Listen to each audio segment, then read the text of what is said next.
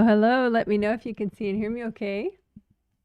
This is going to be a group energy healing where I heal 135 people in 10 different countries, and it will be fabulous. And the theme that we're working is right up there. Take action, decisiveness, identity, and confidence is the theme that we've been working for the last this whole month. And this is the final healing of the month. It is the final healing in the twin set as well. It's healing 2 of 2 for the June 2026 twin set. Thank you for my prompt confirmations. That is super helpful. So if you did want to say hi, say where you're viewing from, feel free to do that. And what else did I want to say initially? Oh yeah, could you give this live stream a thumbs up if you would? It does help even later if it's a video and you haven't yet given it a thumbs up. Please consider doing so. That's my thumbs up for you. And let's see. All right, so now we'll go on to what we are doing for today. To say I'm prepared is a real understatement. This healing is gonna rock. I'm so pumped. Okay. So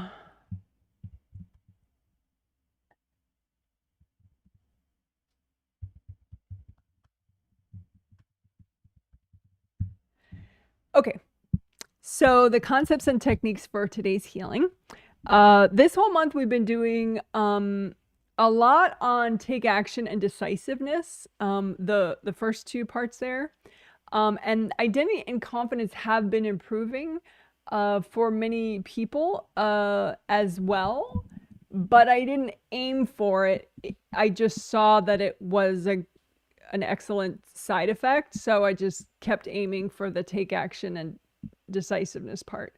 But today we will also take aim at the identity part, which will also help confidence because they're both 7th chakra. So you work one, you're basically working the other at the same time. So today we will directly work take action, decisiveness, and identity, and then confidence will be a happy side effect. Okay, so those are the concepts. But sort of sub-concepts that go with it.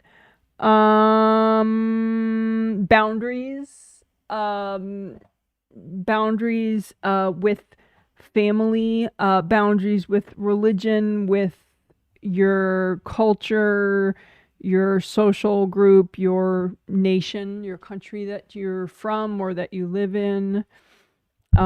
So that I may as well just start talking about that first, I guess. So that is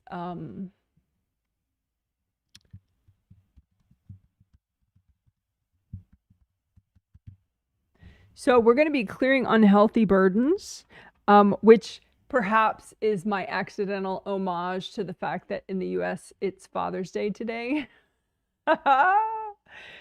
So we will be clearing unhealthy burdens that perhaps you took on from your father, and he took on from his father, or just any other family member, like your brother or your sister or your mother or, you know, your grandparents, whatever. So clearing unhealthy burdens from family members, from this and past lives, by the way. So, but then also from religion and from social, national, and cultural groups. So, that should be nice. I'm looking forward to that quite a bit. And it's a good thing to do anytime, not just on holidays or approaching holidays, but it could be especially nice to do around holidays, to help keep your boundaries. And then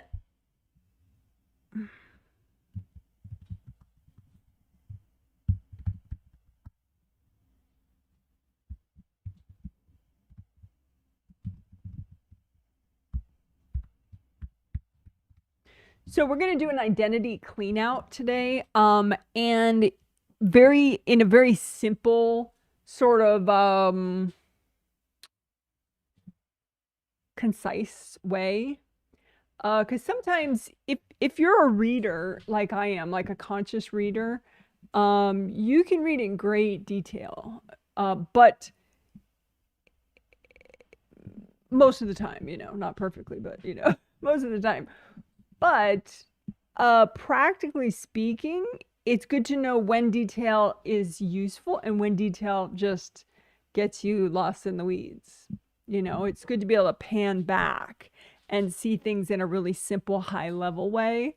And often with energy healing, that can, there's a time and a place for both. Sometimes one is much more necessary and beneficial, and sometimes the other way is more necessary and beneficial. So with this identity cleanout, it's going to be very simple, high level, sort of, backed away kind of view.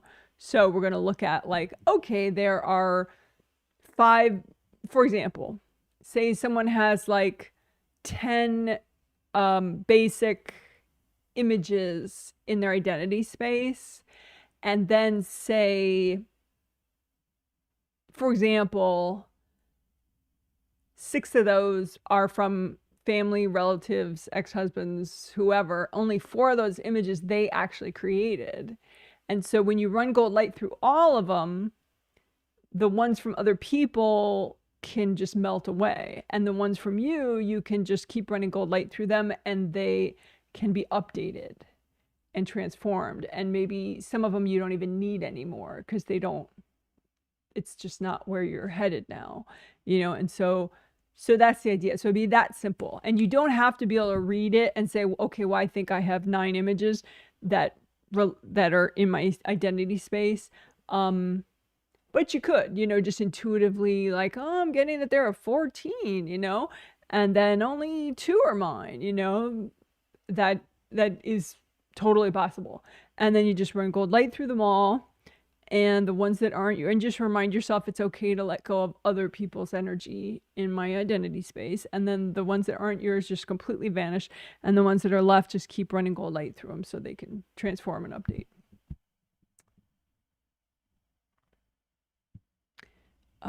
So hope that makes sense. Should be cool.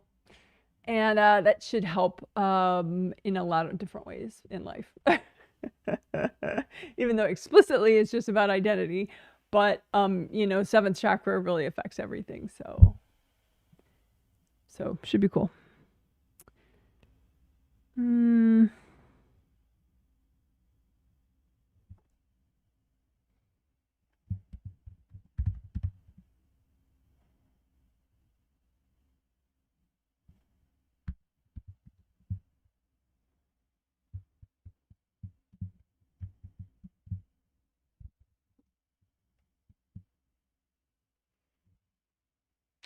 Okay, so when we get to start the healing soon, after I finish all these explainations, we're going to do grounding, but then we will clear pancakes for one at a time for each of these meridians. So CV meridian, clear pancakes, GV meridian, clear pancakes, etc. Liver meridian and gallbladder meridian. And pancakes, once again, are all relevant energy blocks that are suppressing that particular meridian. So those energy blocks could be in the meridian itself, or they could be in any of your 17 auras. And so it's very important, since it's so sort of sweeping, that it's a lot of energy blocks basically that could potentially be having a suppressing effect on that meridian, we're definitely going to ask the angels, healthy and gentle. Is this healthy and gentle? Please double check. And then they'll reduce it probably by a lot. And then, that much that's healthy and gentle, you clear mindfully. So that's that. So, I did see that was, really helpful for people. It's a really good blend. Not only is it a very effective way to do it with the pain cakes. Pain cake is my word for the mass of healthy and gentle amount, all relevant energy blocks to that meridian. But it was really effective. In part because GV and CV, that pretty much those manage all your 12 regular meridians. But then liver meridian helps with emotions and a lot of different things. And gallbladder meridian helps with self-assertiveness, taking action, being decisive. So that was a good combo.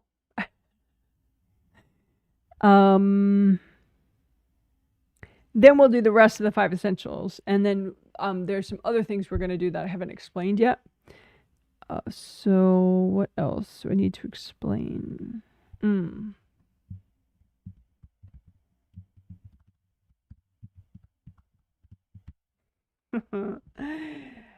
I just like that term festival. So periodically you'll see me add festival onto things. So, we're going to do it mindfully, of course, which means, you have the angels get rid of the invasive beings first, and then you melt people's cords away, and then you clear the blocks. But, and we'll ask the angels to double check, make sure it's a healthy and gentle amount to clear. But we're going to clear all blocks at the shoulder level and above, healthy and gentle, yada, yada. And then all energy blocks in the front and the back. Healthy and gentle amount, blah, blah, blah. Have the angels double check. Do it mindfully. So, 2 different pretty grandiose things. But absolutely, we're going to be like, okay, angels, is this healthy and gentle? We're going to have the intention, healthy and gentle. But that should be quite nice. And then afterwards, we're going to make sure to recycle lurkers, because that should get you way more present in a healthy and gentle way. But then, you might have quite a few lurkers because it was so effective and you're so much more present. So then we'll just say angels recycle the lurkers. And there's a kind of a handy technique that we'll do as part of that I wanted to explain just by itself.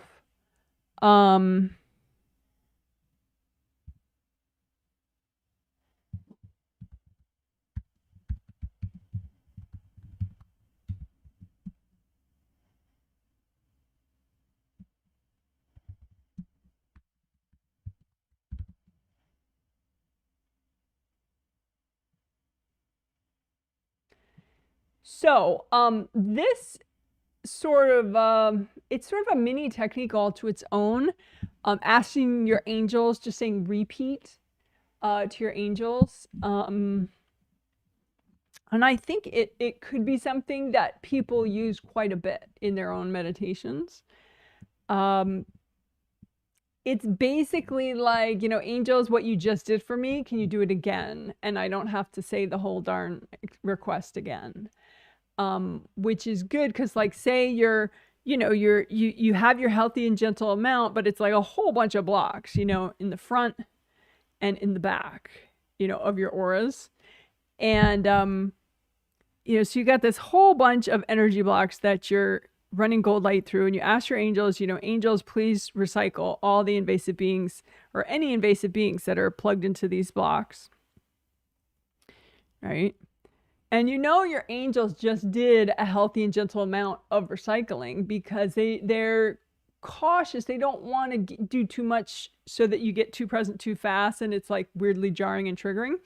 So they're going to do bit by bit, right? So you have to ask multiple times. But it gets pretty, you know, annoying to have to do that, you know, say, angels, can you recycle, you know, and saying the same thing you just said over and over and over. And plus, you know, it's like a big deal. You're clearing a whole bunch of blocks at once. It kind of turns your mind a little mushy, you know. So you just, once you say it once, you know, angels, can you recycle any invasive being that is courting any of these blocks? And, you know, breathe and you know they did it, then just say, repeat, angels, repeat. And then breathe, and then you know they did it. And then you just say, angels, please repeat.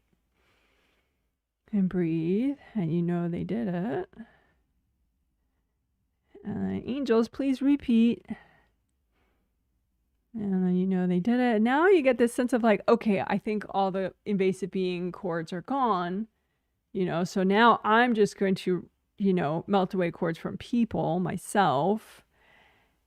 And now I think I got all the cords from people out. And then now I'm going to just keep running gold light through all those blocks until they all melt. Whew, they all melted. You know, so that repeat, saying that a bunch of times, I like that. So perhaps you in your meditations, you might like that too. And it can be done with other requests too, not just, you know, angels, can you recycle the invasive beings that are courting these blocks? But that's the one that probably you end up having to say the most. So it's pretty awesome. You could even have a system with you and your angels where you just say, angels, invasive beings, courting, repeat. So you don't have to say, you know, can you recycle any invasive beings that are courting these energy blocks? You know, if you get it, if you can make that arranged with your angels, if your telepathy and your confidence is enough, then you could just, you never have to say the whole darn long thing again. You just say, angels, you know, invasive being cords, please recycle. And, you know, you have to say it like perfect, you know. Can you recycle any invasive beings that are courting any of these blocks? But anyway, so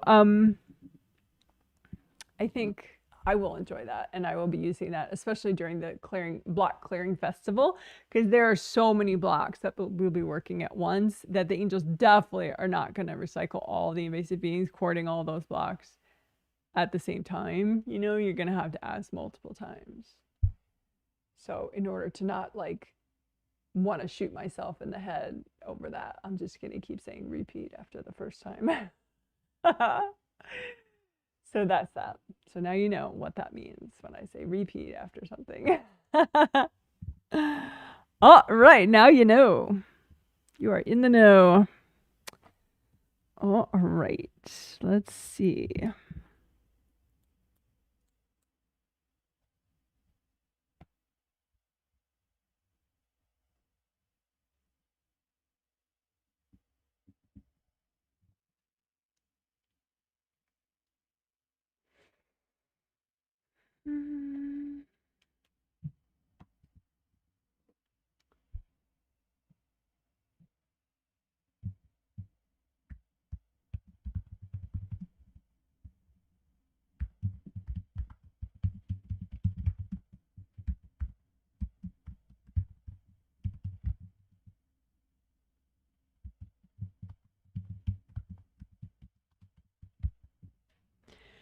Okay, so this will only do if it's needed, so I'll save it towards the end and see, because we might not need it. Repel, I want to say has 2 L's, but I'm not going to bother Googling it. So this is something we did in the last healing, and it did help a lot of people. It's just I'm not sure we need to do it again, because, you know, I healed the same people in both healings, so it does seem for most people like it's still happening. The far off positive change energy is coming towards them because we unblocked the chakras strategically enough so that they were not repelling their positive change energy anymore. They were drawing it towards them and bringing it in. So we'll see, because it's possible that all the techniques we're going to do, you know, help even more with that, drawing in your positive change versus repelling, especially like the identity work, maybe, and the clearing the burdens out and the block clearing, you know, like there are a lot of things that might have that same effect. But we'll see. If needed, we'll do a quick version of, you know, chakra unblocking so that you're drawing your far off positive change energy towards you rather than keeping it pushed away. So we'll see. All right, so that's all. Oh, I should do a timer. Can someone tell me how long the live stream has been going already? Just so I have a sense of that. If you could put that in the chat, how long has this live stream been going already? That would be appreciated. Okay, so now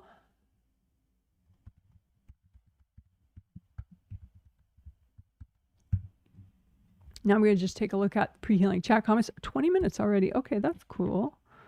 I like that.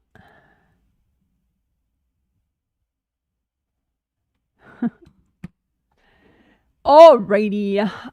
So looking at pre-healing chat comments, there's all my stuff about when I was about to start.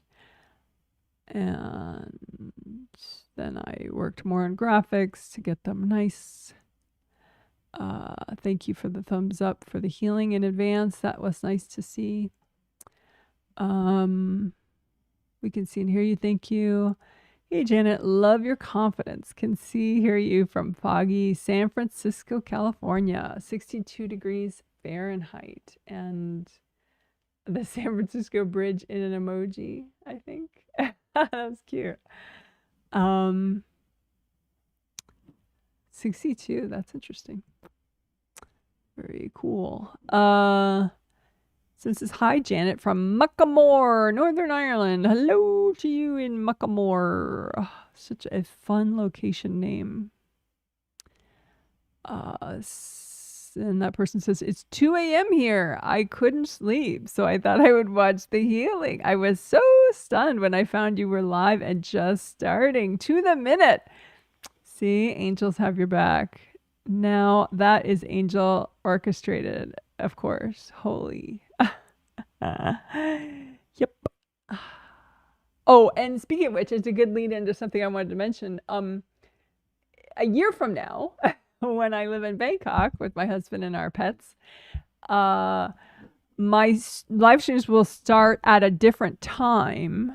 I mean, I'll tell everyone way in advance many times. I'm sure you'll be sick of hearing me say it by the time it happens. But for the US, it'll be more like morning hours and not evening hours. And for Europe and the Middle East, it will be not like middle of night hours. It'll be more like daytime or late afternoon hours, depending on where you are. Early evening hours. I think I will probably end up starting like 9 p.m. Bangkok time, somewhere around there. So that in the States, I think that would be like, I want to say that I don't quite have my hours right, but maybe that might, it's going to be like in the morning, daytime-ish for the West Coast, and then maybe late morning for the East Coast in the US. But so maybe it'll help, you know, my West Coast US people if they like seeing it in the morning. Who knows, you know, whatever. But yeah, so I guess something to look forward to maybe. It'll probably be a better time for a lot of people. 'Cause this time is just sort of good for me, but maybe not good for everyone else. But, you know, it does help me prep a lot. But since, you know, 9 p.m. Bangkok time, you know, will help me prep even longer during the day of. Because I do day before prep, but for some reason, day of, it's like I'm surfing it and it's just sort of like, it just works better to finish my prep day of. So, anyway. So, there you go. Different stream time starting a year from now. Somebody says, let me see. Hi from Chicago, 62 degrees Fahrenheit, also in Chicago. That's interesting. And pouring rain. That's interesting. We're going to have a bit of a little heat wave here. I got to get around to watering my tomato plants soon because I don't think I can neglect them through the next couple days. Because it's going to be like 80s and like low 90s for us in the next couple days. And that for us is a heat wave here. For many parts of the world, that's quite mild. But yeah. So anyway, request for a walled off part healing festival sometime. I don't. Oh, I know what you mean. At first, I was like, what? A walled off part healing festival. Yeah, mention it in your surveys though, because I'm reading the surveys as I plan a live stream.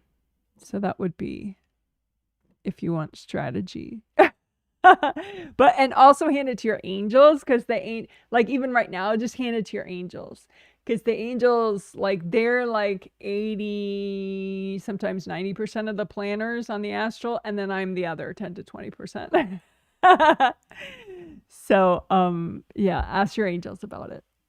And then if you want, also mention it in a survey. Like the final survey of this set or the final survey of any set, especially. But you know, any survey actually, because I'm always reading them, planning the next healing. All right. Blockapalooza, exactly. Blockapalooza. Thank you for the time check. That was nice. Hello from Ottawa, Canada. It was a lovely day as far as weather. Well, that's nice. Lovely. I don't often read that word. Lovely. It was lovely. Hey, Janet from sunny, hot Las Vegas, 102 degrees Fahrenheit. Thank you for the healing. I wonder what the highs are in Bangkok. They may be close to that. But lots of people spend a lot of their time in air conditioning, so I'm sure I will be as well. I won't be out gardening in Bangkok, most likely, in part because of the heat, but in part because I will be in a giant city. But that's fine. I can have other hobbies. I'm not just a one trick pony. Someone says, hi, thanks for healing us. You are welcome. Southwest Michigan is around 63 degrees. Wow, a lot of people have similar temperature, and it's a little rainy and overcast. How about that? That's either one giant weather front that you all have at the same time, or it's just some kind of weird weird thing going on. Interesting. Alrighty.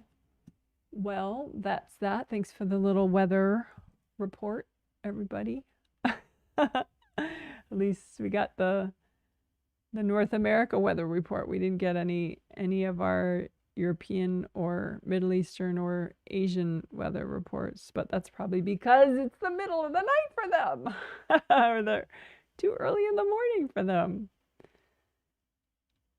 I am healing them as they sleep, basically, which is fine.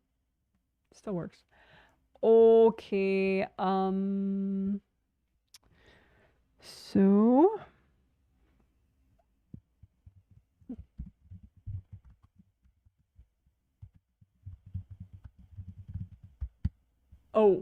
gotta do the newbie information. For sure, in case we have some newbies listening.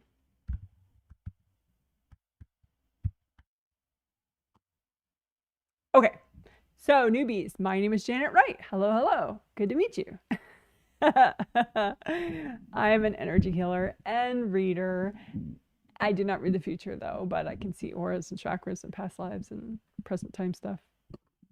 And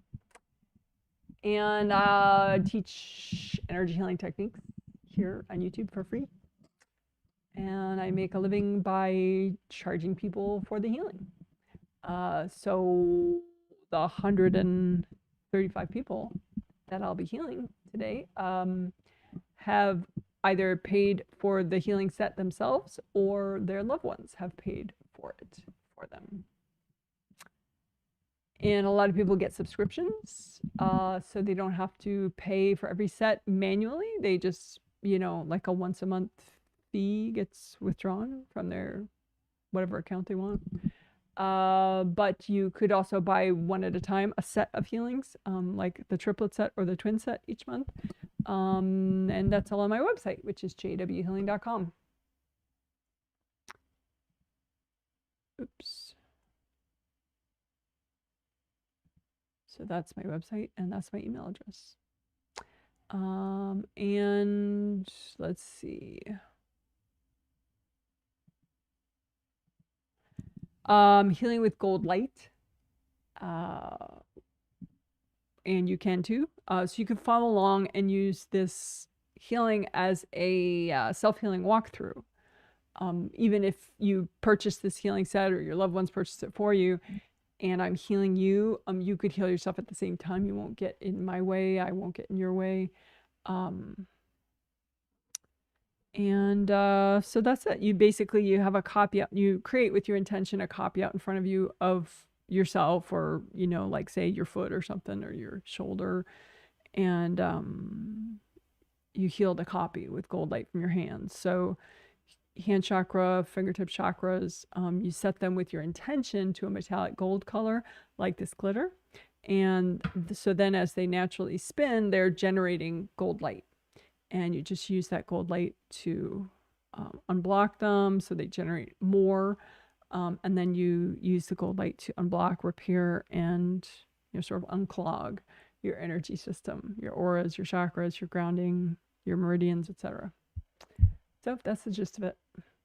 So if you're a motivated newbie, you would be able to follow along and just, go for it and heal yourself. And if you're advanced, intermediate, pro level, whatever, you also could use it as a walkthrough, and hope you enjoy.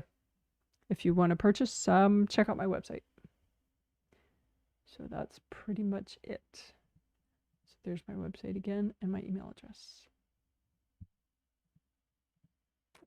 All right, enough of that.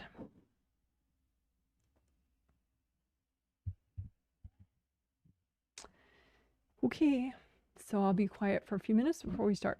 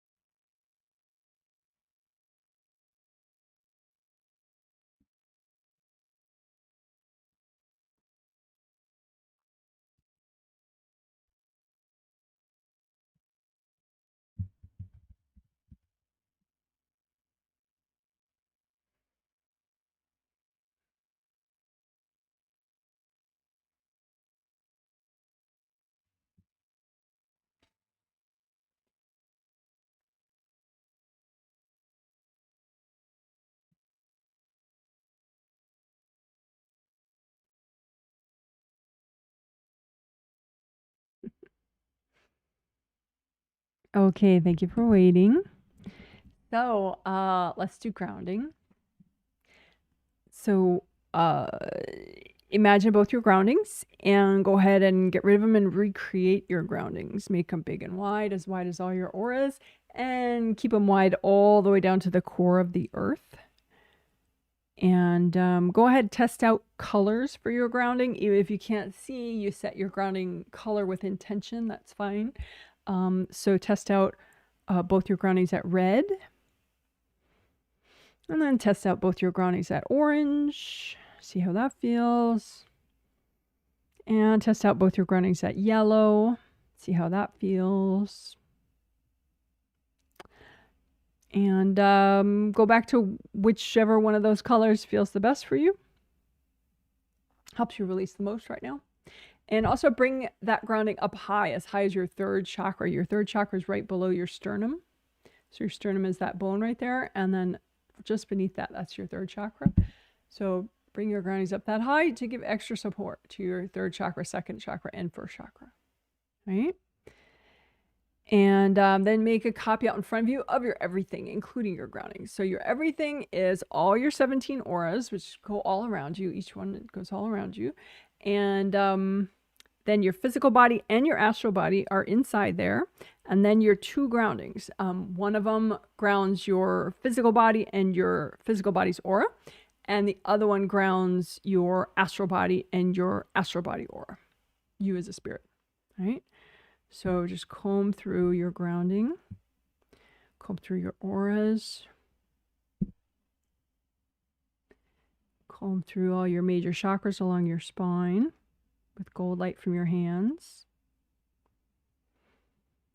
Breathe as you do this. Keep breathing. And as you comb through your grounding,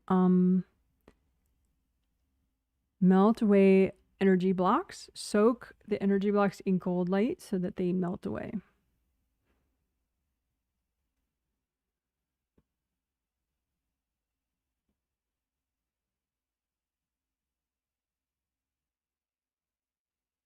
And indie grounding is where you use gold light and you check the outer surface of your groundings. You run gold light through the outer surface of your groundings and you melt away any connections between your grounding and other people's grounding, because that just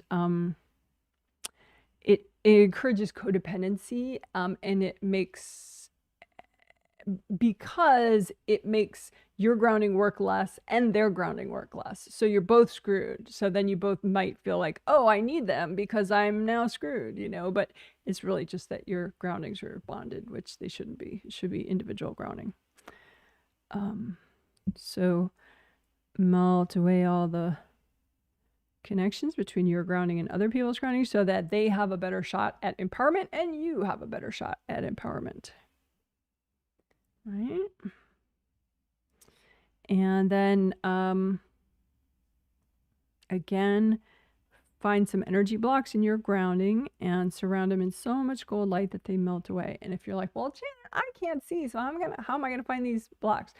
Well, just use your intention in your hands and sweep them together like you're sweeping a floor, right? And just bunch together all the blocks and then just saturate them in so much gold light from your hands that they melt. And if you feel like they're not melting, it could be there are some invasive beings in the way, or invasive people in the way. So as you're saturating the blocks with gold light, you just say, angels, can you recycle any invasive beings that are courting any of these blocks? And deep breath while your angels do that. And then you can melt away the cords from people going into the blocks. And then just keep using gold light after that, and all the blocks should melt at that point. If any of them don't, you can wrap them up in gold light and hand them to your angels. Angels, can you help me with these? Oh, right. Good enough. Good job, good job. So now we will do clearing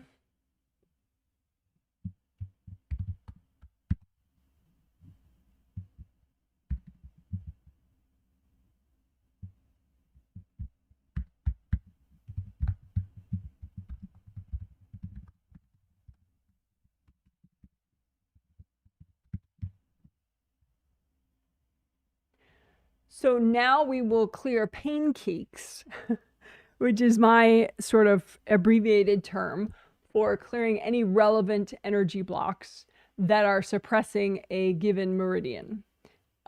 So we will just one at a time go through. We'll do CV meridian, which helps to manage all your yin meridians, and then GV meridian, which helps to manage all your yang meridians.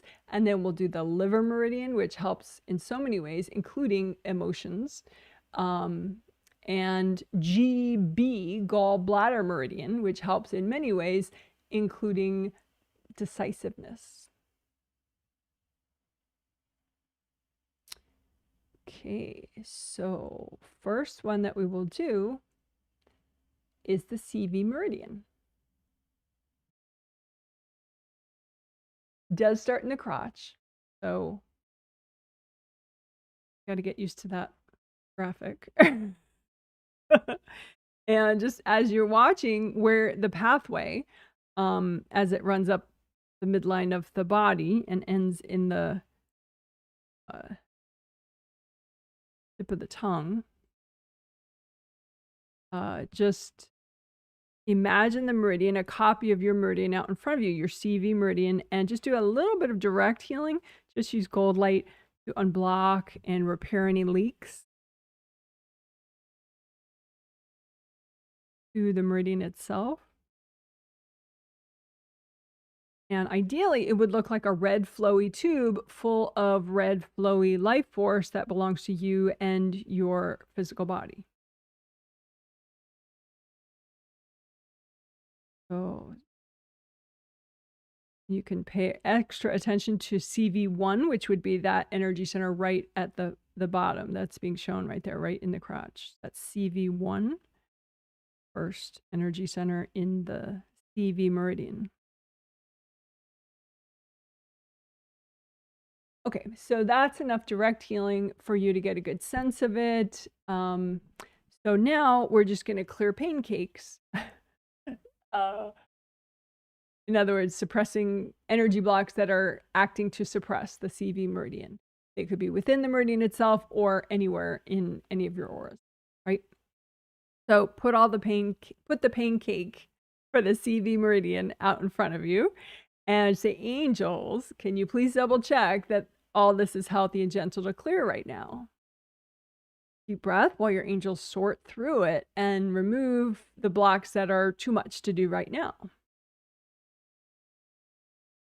Okay, and then the second request, angels, can you recycle any invasive beings that are courting these blocks? And that should be just a one-time request you have to make because this is already a healthy and gentle amount. So then now you can do the rest, which is you could bring up red earth energy and soak the CV pancake in red earth energy. Then gold light and melt cords from yourself and from other people going into your CV meridian pancake. And just wash everybody out, including yourself, from these blocks. And then just keep using gold light until the blocks completely melt.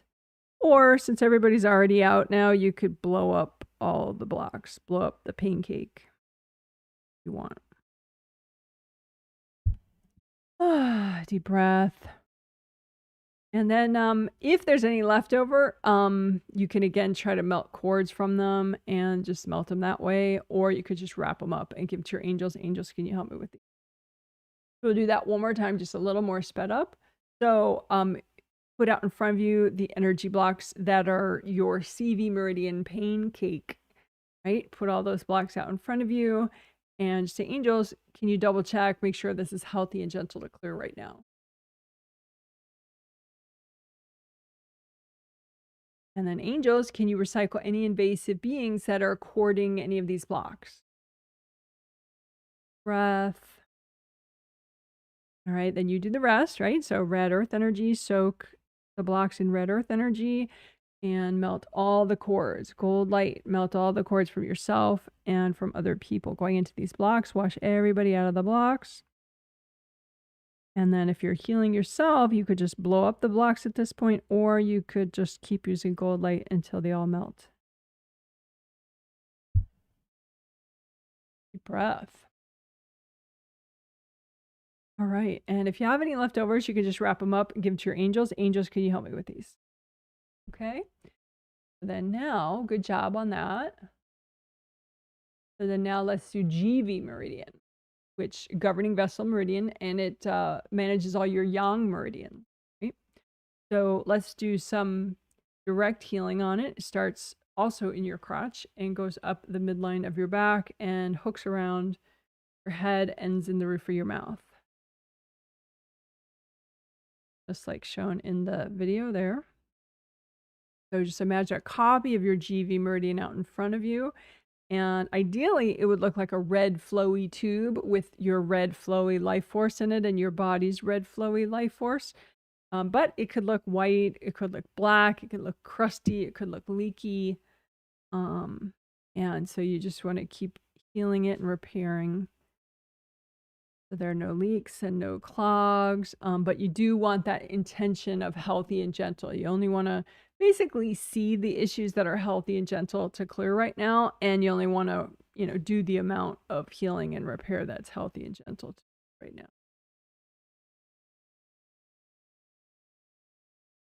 Okay, so that's probably enough direct healing, so you have a real good sense of it. So now we can clear the pain cake for your GV meridian, right? So put out in front of you any relevant energy blocks that are suppressing your GV meridian, right? Your GV pain cake. And say, angels, can you double check? Make sure this is healthy and gentle to clear right now. Deep breath while your angels probably get rid of some of it because it's too much. And then angels, can you recycle any invasive beings that are courting any of these blocks?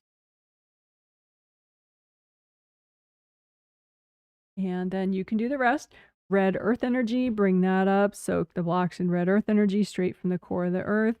And then gold light, melt cords from yourself and other people. And wash everybody out. Wash yourself out of the blocks. Wash everybody out. And then just keep using gold light until it all melts or blow it up.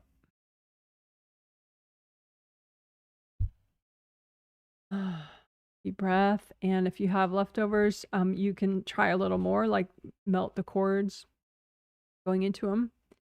And they might melt then. We could blow them up. And then just wrap up any leftovers if you have them. Angels, can you help me with these? Okay, so we'll do that one more time quickly. So GV pain cake. Angels, healthy and gentle. So they'll check. And then angels, invasive beings, can you recycle? So they'll recycle any invasive beings courting any of these blocks. And then you do the rest. Red earth energy, gold light, melt cores from people, get everybody out, including yourself. Gold light, melt them fully or blow them up fully. Deep breath. Any leftovers, you can try a little extra, melt the cords, melt the blocks till they're gone. Any leftovers, wrap them up in gold light, give them to your angels. Angels, can you help me with these? All right, what a rock star you are. So by working the CV and GV meridians, you just helped all your 12 regular meridians because the CV and the GV meridian help to manage those meridians. So you indirectly helped all your 12 regular meridians. But now we will do we'll do the liver and the gallbladder meridian, which are 2 of the regular 12 meridians. The liver meridian, there it is, starts right in your toe and goes up your inner leg. So you can imagine that meridian out in front of you and give it a healing with gold light. And so it goes up your inner leg, and then it goes really near your genitals, and then it goes up the sides, outer sides of your body. I guess sides is, I don't have to say outer sides, that's redundant. So let's do that again, just a little more direct healing on your liver meridian. Again, starts in your toe, goes up the side of your leg, the inner leg, and then near the genitals, and then outer torso. Breath. So as you do that direct healing, you can, again, if there are blocks, ideally it would be like a red flowing tube, but there could be blocks. It could be black, white, crusty, leaky, all sorts of things. So just use gold light, repair any leaks that you notice. If you notice some blocks, just use gold light, melt them away. All right, so that was some direct healing on the liver meridian. A good sense of it now. So now we're going to just clear any blocks that are acting to suppress your liver meridian to the extent that's healthy and gentle to do right now. Your liver pain cake. So put out in front of you your liver meridian pain cake and say, angels, is it healthy and gentle to clear all these blocks right now? And deep breath while your angels sort through it for you. And then angels, can you recycle any invasive beings that are courting any of these blocks?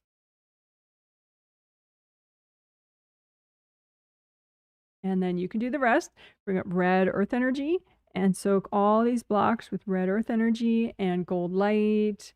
Wash yourself out, wash everybody else out, melt your cords and everybody's cords from these blocks. Your liver meridian pain cake.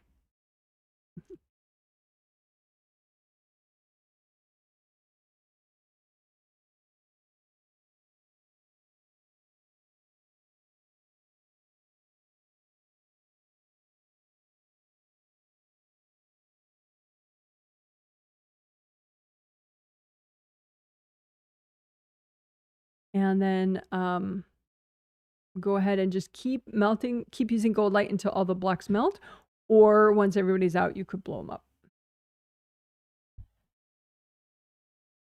Deep breath. If you have any leftover blocks, you can just try a little more, make sure the cords are melted, and then melt the blocks with gold light. Any still don't melt and they're left over, just wrap them up in gold light and hand them to your angels. Angels, can you help me with these? So we'll do it again, sped up. Liver pain cake. Angels, healthy and gentle. Angels, recycle beings. Gold light, melt the cords from people and yourself. Get everybody out. Melt the blocks. Or blow them up. Any leftovers, try just a little longer. Melt the cords and melt the blocks. And any leftovers at this point, just wrap them up. Give them to your angels. Angels, can you help me with these? All right, great. So I did want to mention what the liver meridian is responsible for because it's just so much stuff. So if you'll bear with me, I wrote it out in last healing in the comment section.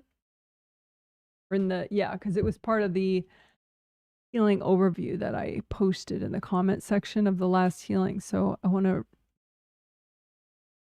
look at that. All righty. Yes. So just from a basic internet search on how the liver meridian helps, what I found is the liver meridian in traditional Chinese medicine helps to regulate blood flow, balance hormones, and harmonize emotions like anger and frustration. It also supports digestion, joint flexibility, and emotional growth. So, ladies and gentlemen, that is how your liver meridian helps you.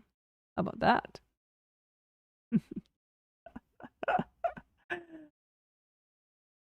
That's not worth it. I don't know what is.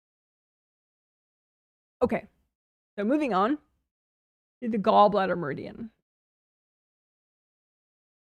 So there you go. It starts near the corner of the eye, and then it does some very interesting zigzaggy stuff in the side of the head.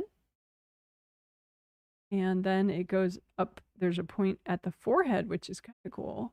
And then it goes back over the back of the head, through base of skull area, And that really cool part there, right in your neck and your shoulders. And then it zigzags down the sides of the body, which is cool. Just because it's cool. And then it ends in one of your toes.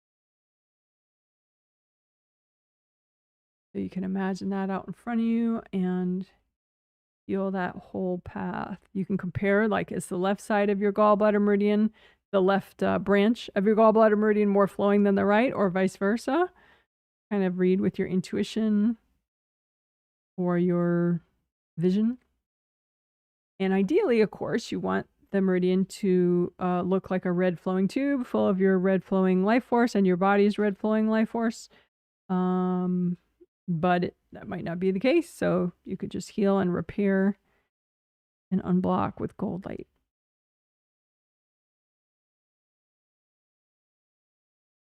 And of course, you want your intention to be healthy and gentle. You want to do as much work as is healthy and gentle to do at one time.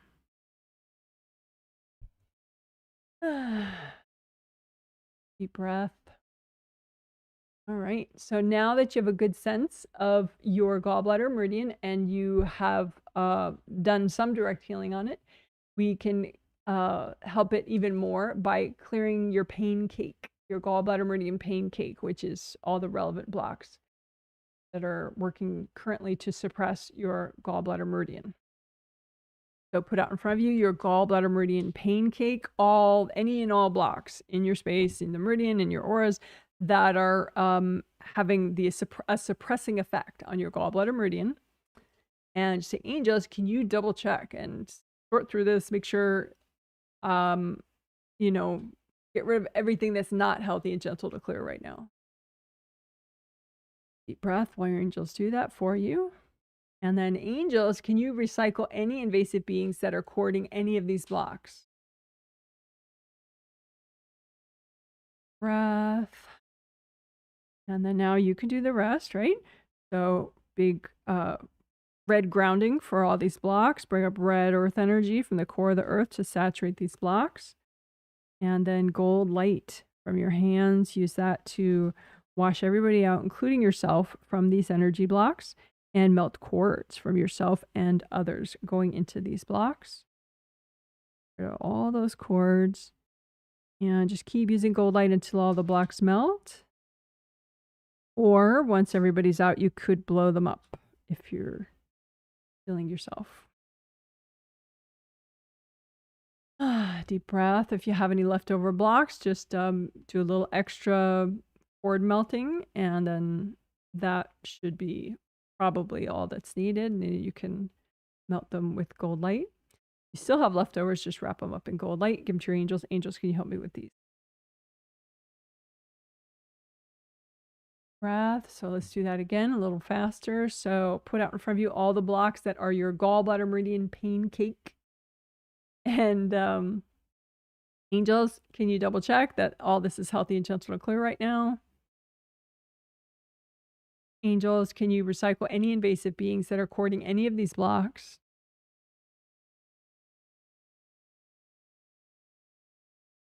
And then red earth energy, bring that up.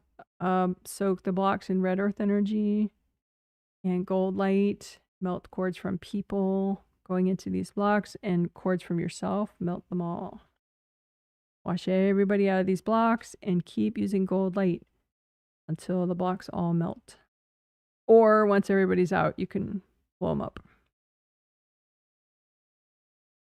And if there are some leftovers, just spend a little extra time to melt the cords from you or other people. And melt the blocks. If you still have leftovers, just wrap them up in gold light, hand them to your angels. Angels, can you help me with these? All right. And since I was talking about in more detail what the gallbladder meridian does, let's see. Oh, I talked about in detail what the liver meridian does. Then let's say in detail what the gallbladder meridian. So just, any simple internet search engine can give you a good answer for that. So how does the gallbladder meridian. Help.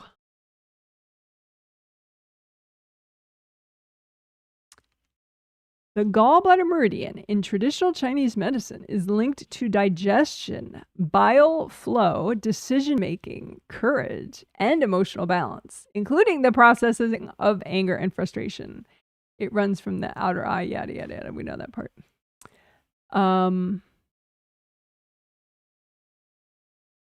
Imbalances in the gallbladder meridian may cause headaches, rib or shoulder tension, digestive issues with fatty foods. Fun facts. So there you go. Of course, a lot of similarities with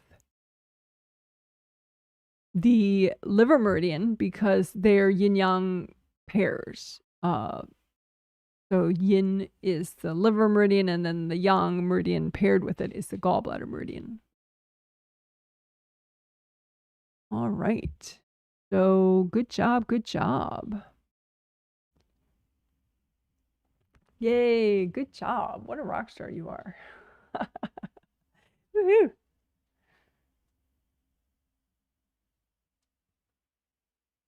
All righty, we did it. We did it, we did it, we did it. So we did grounding and clearing pancakes and direct healing of all those 4 meridians. CV, conception vessel meridian, GV, governing vessel meridian, liver meridian, and gallbladder meridian. How fabulous are you? Okay, so moving on.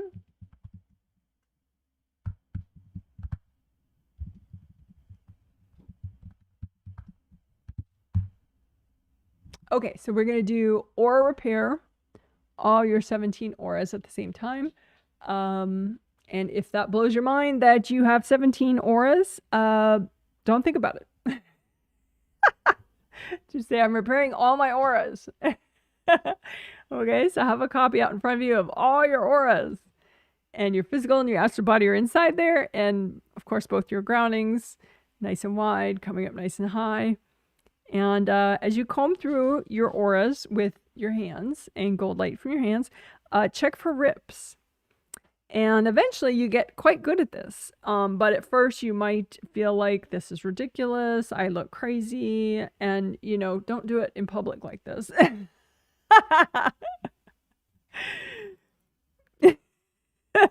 But anyway, you want to find rips because then you know, okay, I really, really need to repair my auras. And then afterwards you can double check and see if you did it and the rips are all mended up, right?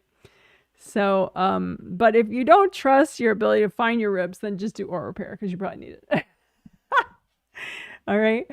So now let's just do aura repair. We're going to repair all your auras at the same time. So what you do is it's called composite copy technique, and it's easy, even for newbies. So you create an image with your mind out in front of you, you know, with your intention that looks like a rip, you know, so it could look like a V shape, like a big valley. And say, okay, well, this rip represents all the rips that I currently have in all my auras. And then you want to clean it out with sticky gold wax that sticks to all the junk and lifts out all the junk at once. And then you want to use gold light to repair. So sticky gold wax, fill up the rip with sticky gold wax, and that sticks to everything that's not you, which would be invasive beings, invasive people, and hard objects that people threw at you. So sticky gold wax, and lift out all that junk that's not you all at once, like a big lump. Angels, here you go. Sticky gold wax, lift out all the junk at once. Give it to your angels. Angels, here you go. And then just keep using gold light. Get it as deep as you can in there.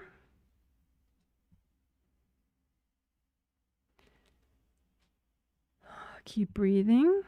And just keep washing the area out with gold light so that the repair keeps going.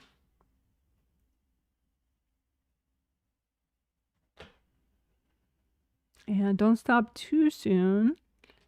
You know, you want the outer surface to be nice and smooth and flowy, not hard and bumpy. So just make sure you get it all nice and flowy, because flowy is strength in energy stuff. In energy stuff, hardness is actually weakness. It tears and gets damaged very quickly that way. But if it's bouncy and flowy, it's very strong. And it can sort of divert force that's thrown at you very easily. So things just bounce off you. And then you can check the outer surface of all your auras and just check for any leaks. And at this point, the leaks are probably going to be pretty small. But you may have missed some big rips just because they were too dirty and so they didn't get repaired properly. So we're going to do it one more time just for the leftover rips. So same process. Make an image of a rip, and with your intention say, okay, well, this represents my leftover rips that I might have, right? And then same thing, sticky gold wax, fill it up, get rid of all that junk. Angels, here you go. And this time too, you can say, angels, can you recycle any invasive beings that are in the way of this repair? And that's something that when I'm working myself, I say that all the time.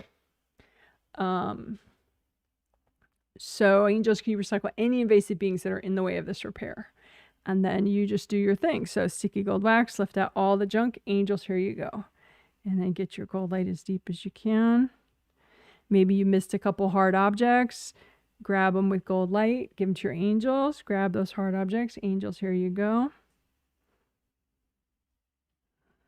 And then just keep using gold light to get that repair continuing.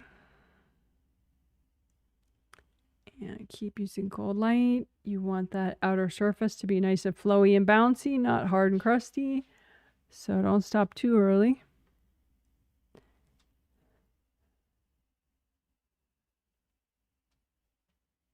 All right, and then check the outer surface.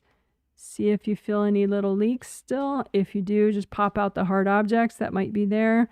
And say, angels, can you recycle any invasive beings in the way of this repair? And just repair up the leftover gashes. Whew, deep breath. Breathe into all your major joints. Okay, good job, good job. So,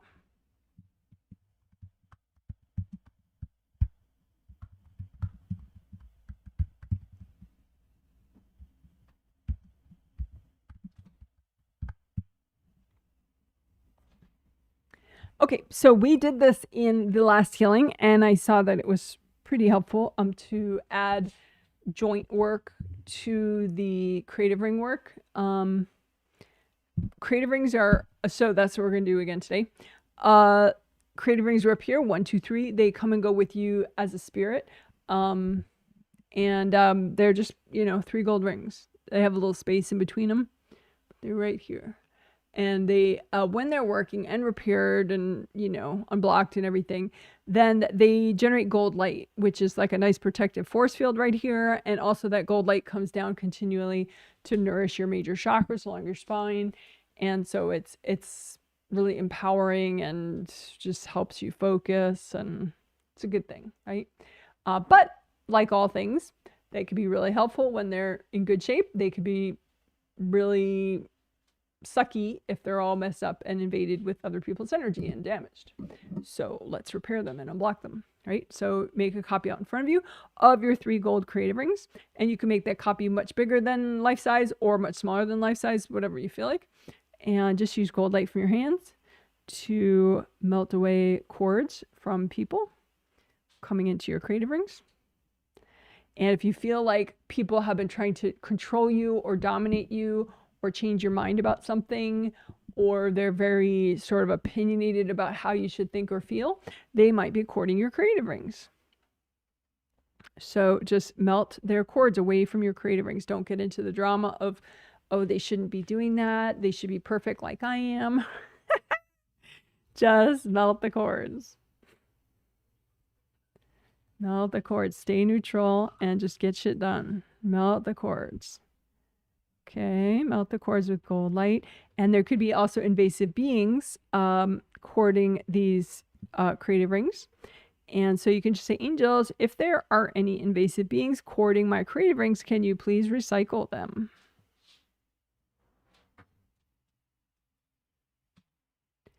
And you want your rings to, the flaps around the outer surface of them to close and fall shut, to relax and fall shut.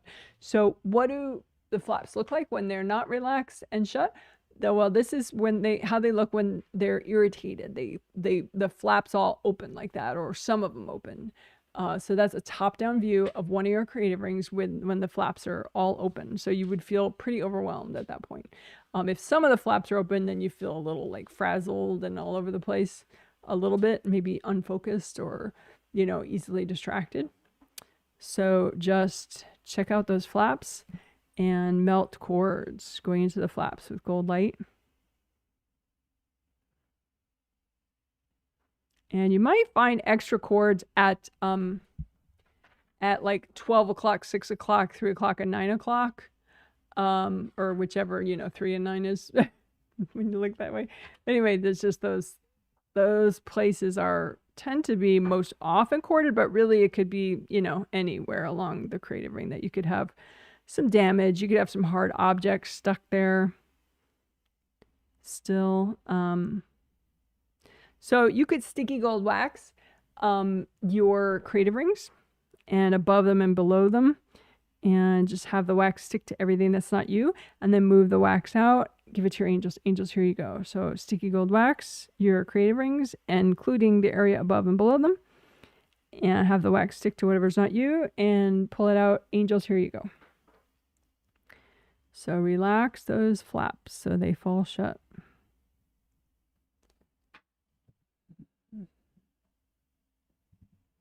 Okay, so if you have damage to your creative rings, it makes it easier, and it's true for chakras too, it makes it easier for external beings or people to cord that area and then go from there to a deeper place in your space, like your joints or your chakras, right? So what you can do is you can kind of use that fact as like a clue, right? So you imagine your creative rings and your major joints. So joints in your spine, joints like shoulder joints, elbow joints, hip joints, knee, ankle joints. So imagine all your major joints, and then including TMJ, right? The joints right there. So imagine all those joints and your creative rings, and just see, okay, are there any invasive beings that are cording my creative rings and also any of those joints? And if so, just kind of see them maybe like strings or something, and just grab the strings and just be like, angels, can you recycle all these beings? And just relax while your angels do that for you.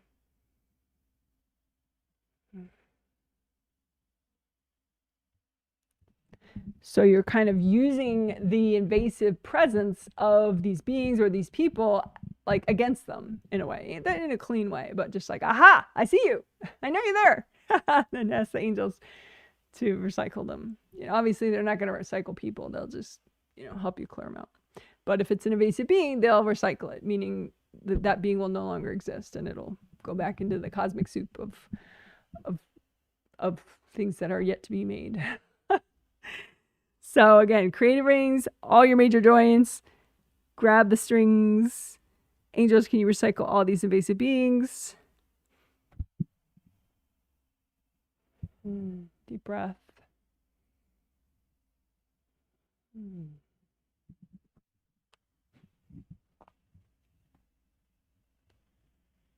One more time. Creative rings, all your major joints. Grab any strings or just imagine them. Imagine the invasive beings that are coming through your creative rings and cording any of your joints.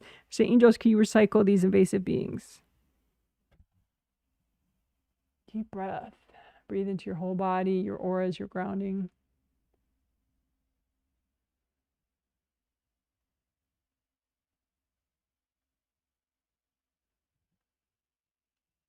All right, great job, great job.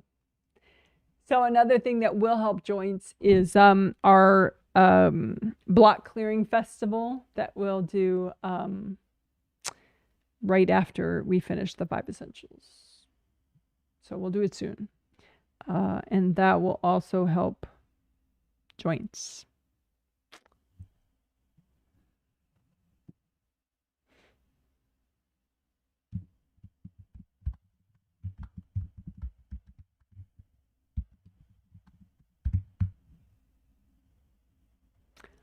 Okay, so we're going to repair and unblock all your chakras at once because we can. And we'll definitely have that intention healthy and gentle, right? We only want to do as much as it's healthy and gentle to do right now. And so all at once, meaning all your major chakras, your 2 sets of 7 major chakras, your 7 astral body chakras, your 7 physical body chakras, but then all of the other chakras that you have in your body and your spirit, including all the fabulously important acupuncture points along your meridians, right? Those are all little chakras.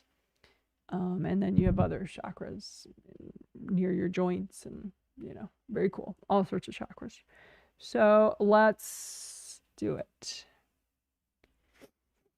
So this is the basic chakra shape of all of them. Obviously not this big, but this is the basic idea. So open cylinder, equally open on both ends to facilitate releasing and flow. Right. So just have an image of a chakra out in front of you and just say, okay, well, this represents all my chakras of my body and my spirit. And then use gold light and maybe red earth energy to heal and soothe and unblock all of your chakras. Repair.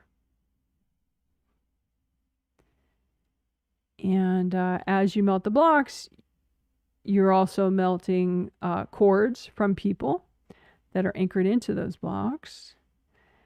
And you can say, angels, can you recycle any invasive beings that are cording my chakras?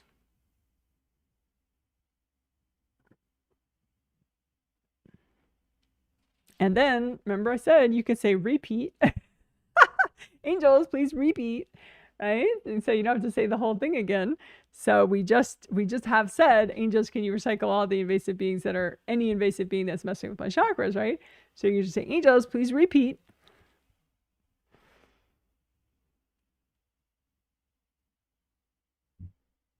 And angels, please repeat.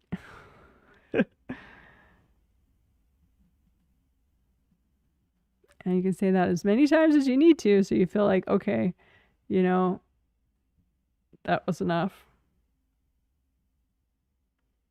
And then just keep melting cords from people. Repair damage. The damage could be like scratches, gashes, chips, little pieces missing, a whole like chunk missing.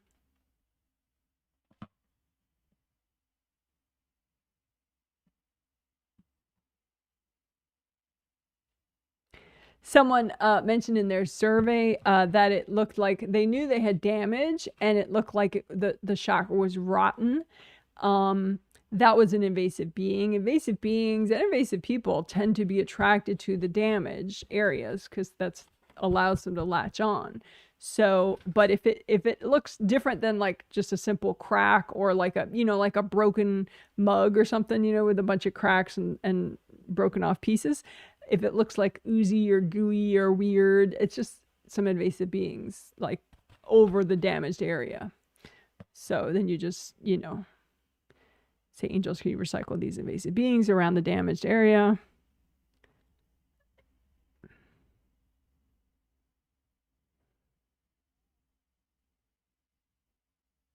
And then you can go ahead and repair once the invasive beings are not in the way.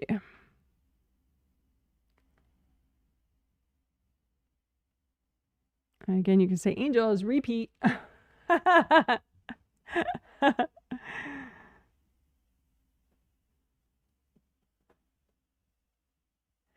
And then as you're melting the blocks can be stuffed inside the chakra. The blocks, energy blocks, could be wrapped around the chakra. They could be on either end, blocking the flow in and out of the chakra. So you can cover that, you know, just melting them right where they are. Or you can lift out the blocks, lift out the healthy and gentle amount of blocks from your chakras and just use gold light. You can say, angels, can you recycle any invasive beings cording these blocks? And then melt the cords from people and yourself and melt the blocks. Deep breath. So again, lift out the blocks. Angels, can you recycle the beings? Melt the cords from people. Melt the blocks or blow them up.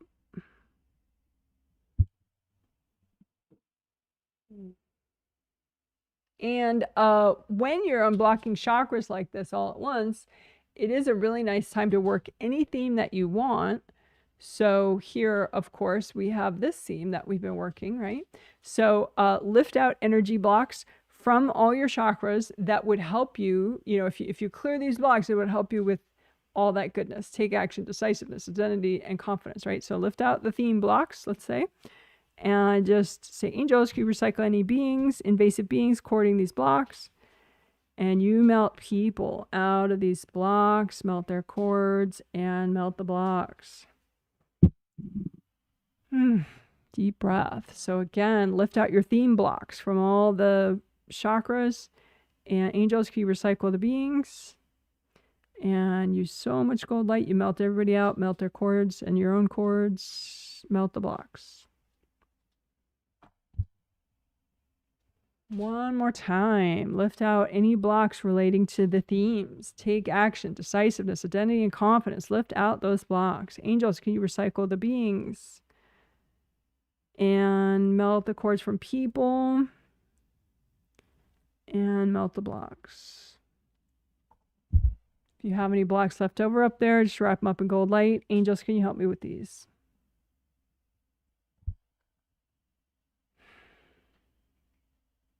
All right. Good job. Good job.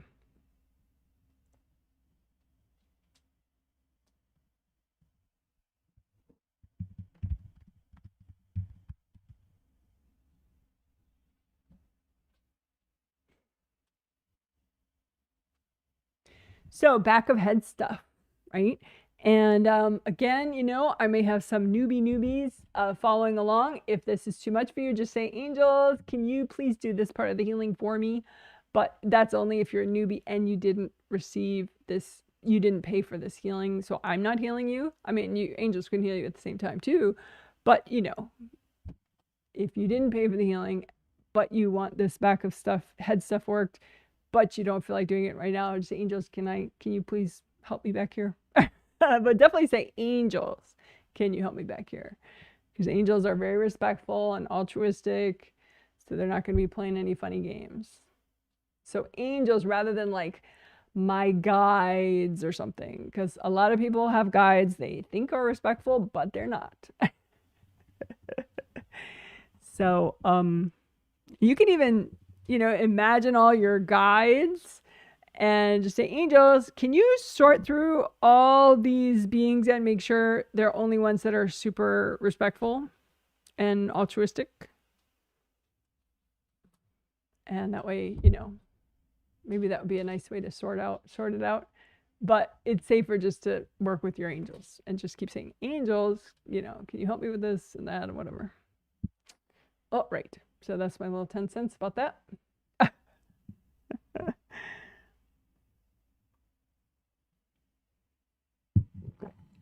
Okay. So back of head stuff.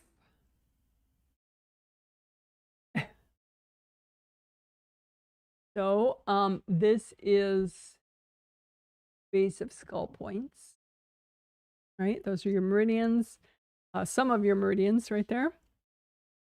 Specifically,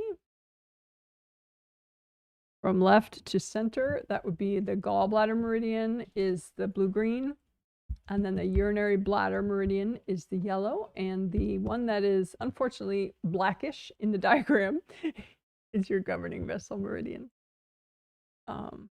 Okay, so those two rows of points, one at the level of the top of the ear, one at the level of the bottom of the ear, that's mainly what we're working. Although that midline meridian going all the way up to the top of the head, I'll be working all those points right there. So GV 15, 16, 17, 18, 19, and 20. GV 20 right in the top of the head is one of my favorite points to work. Helps give you like a real nice calm feeling of self-mastery, which, why not?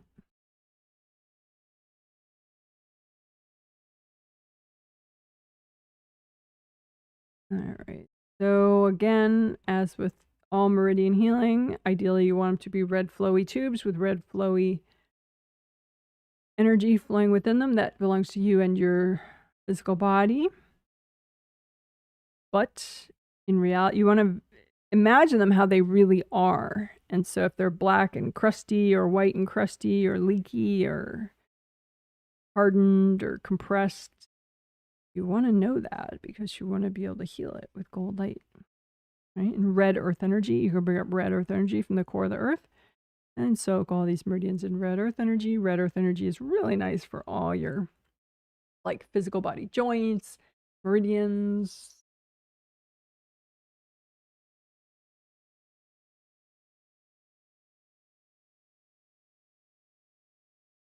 Leaks, you want to repair your leaks.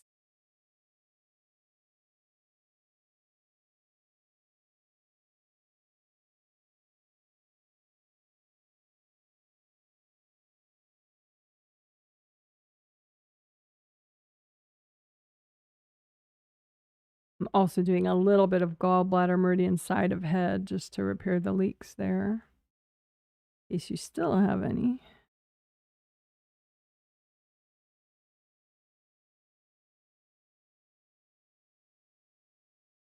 And then you can comb through all those points and outward to your auras behind your head, because your auras go all around you, right? But so you can unblock this whole area in particular, especially. So comb through the back of your skull, the back of your neck, outward, and gather up a whole bunch of energy blocks that are healthy and gentle to clear. And say, angels, can you recycle any invasive beings courting any of these blocks? And then keep using gold light, melt cords from people or yourself going into these blocks and melt the blocks. Deep breath.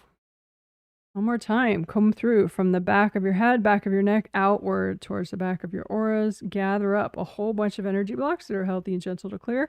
Angels, can you recycle any invasive beings that are courting any of these blocks? Gold light and get everybody out. Melt everybody's cords from people and yourself. And then melt the blocks fully or blow them up.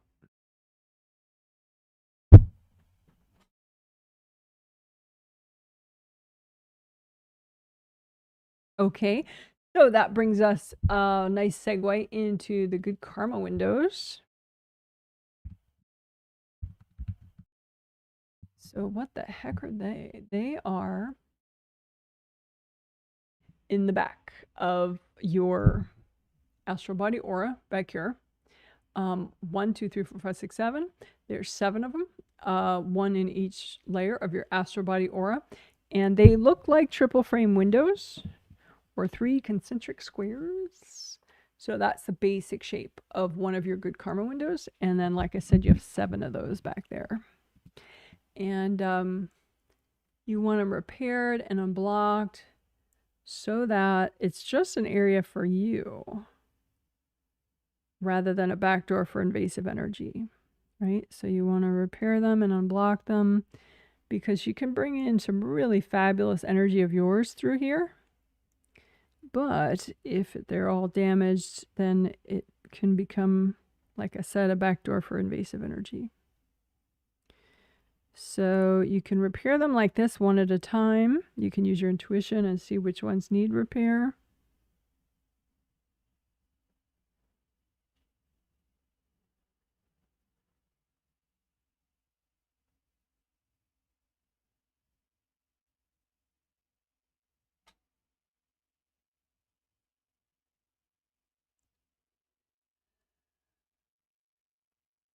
And if you don't know, then you can just make a composite copy of all 7, so it looks like just one, but it represents all 7, and you can repair it that way.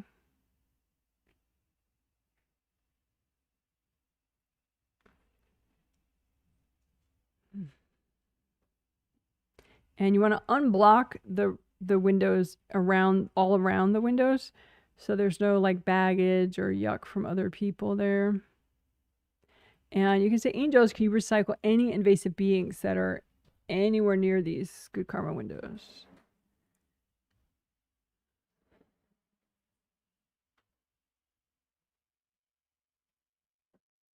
And sometimes you may have some stubborn, invasive energies that are coming through the windows and anchored into one of your chakras in the upper part of your body.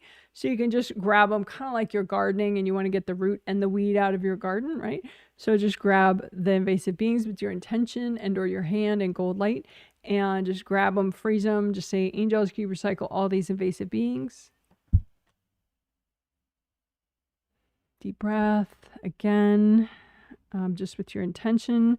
Angels, can you recycle all these invasive beings? And you can make a nice red grounding just for the back of your neck and the back of your head, going all the way down to the core of the earth, just to facilitate red earth energy coming up and calming this area, and to facilitate you releasing energy that's not yours down to the core of the earth.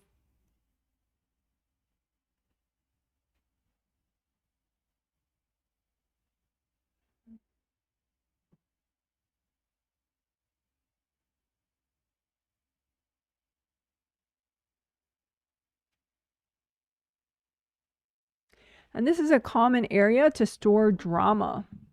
And drama from other people, sort of like a frenetic energy from hardship you've been through. So as you massage the back of your head and think of that big red grounding you just made, you can remind yourself that it's okay to let go. It's okay to let go of old dramas.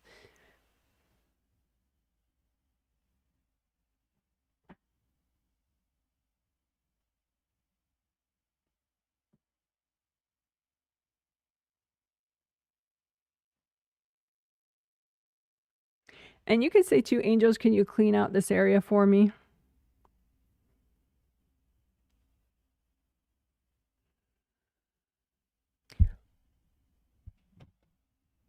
All right. Good job. Good job.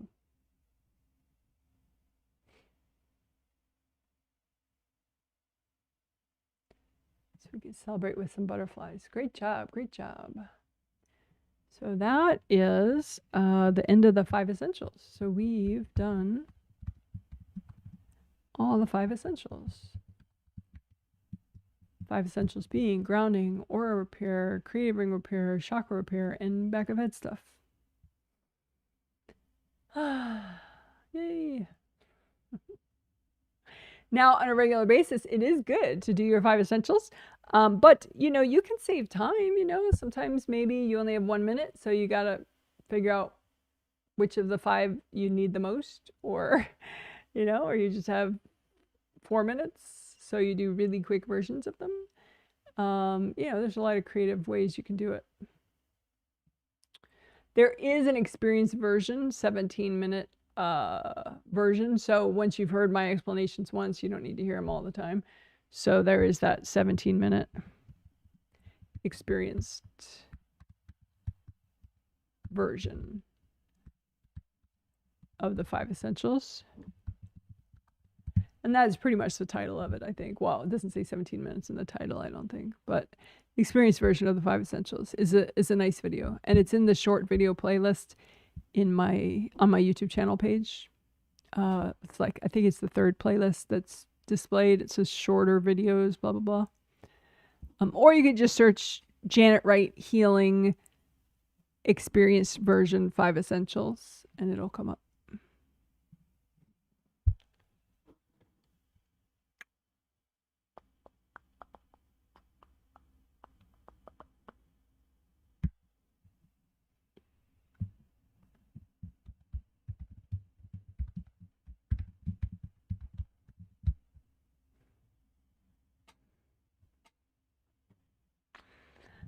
I'm so excited.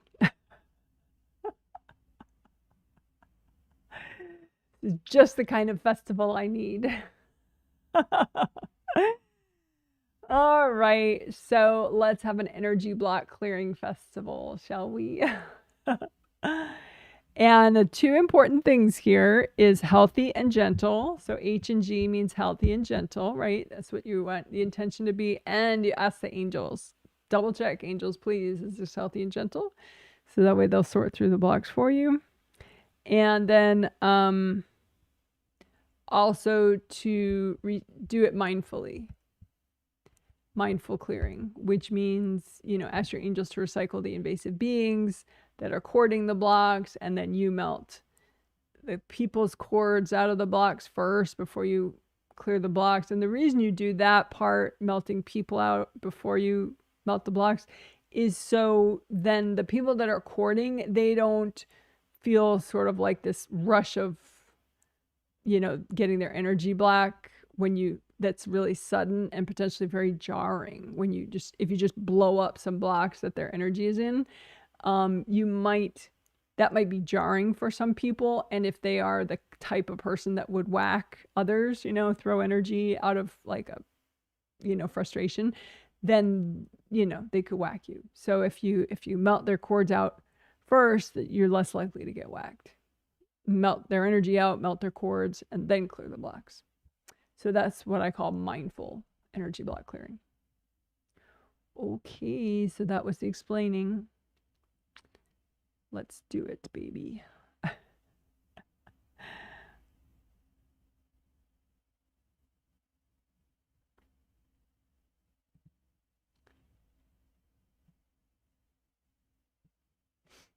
Okay. So first we're going to do, let me change my little banner a little bit.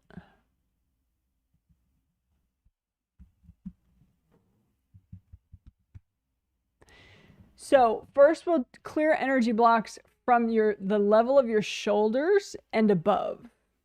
So, you know, for Acu girl, this is the top of her aura. So all her auras, that's the top of all her auras. So then from the level of her shoulders on upward in all her auras, right? So those are the blocks that we're clearing right now, to the extent that's healthy and gentle, right? So not every single block, but just what's healthy and gentle to clear right now, right? So imagine a copy of yourself out in front of you, and imagine all the blocks at the shoulder level and above, right? And say, and, you know, set your intention. You only want to be aware right now of what's healthy and gentle to clear, right? And then start running gold light through those blocks. And you can say, you know, angels, is this healthy and gentle to clear all this? So then your angels will kind of remove from your copy out in front of you the ones that are too much to do right now. And then angels, can you recycle any invasive beings that are cording any of these blocks? Deep breath. Okay, so then now run gold light through them and melt people out of the way. Melt people out of these blocks, right? Gold light, melt all the cords from people out of all of these blocks. Take your time, get everybody out. Get their energy out, get their cords out, get your own energy out of these blocks. All right, and then just keep running gold light until all the blocks melt.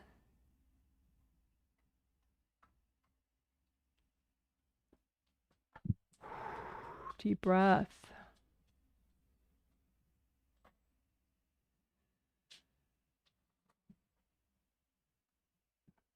All right, see how that feels. Breathe into your body. Okay, we're gonna do that one more time. So block clearing festival for the blocks at your shoulder level and above in all your auras. All right, so run gold light through and have your intention be, you only want to be aware of what's healthy and gentle to clear right now, right? So gold light, shoulder level and above in all your auras. Right, angels, is it healthy and gentle to clear all this right now?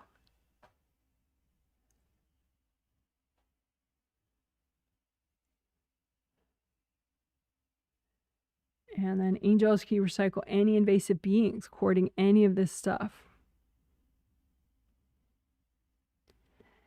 And then you can do the rest. Melt cords from people, melt yourself out, melt everybody else's energy out of these blocks. And then you could blow up the blocks, or you could just keep using gold light until all these blocks melt fully.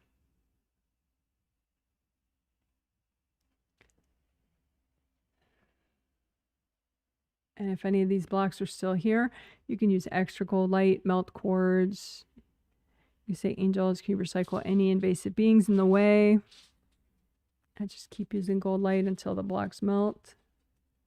And if some are still there, you can say, angels, can you help me melt these? Deep breath. Breathe into your body. Breathe into your spine, your joints, your groundings, your auras. How does that feel?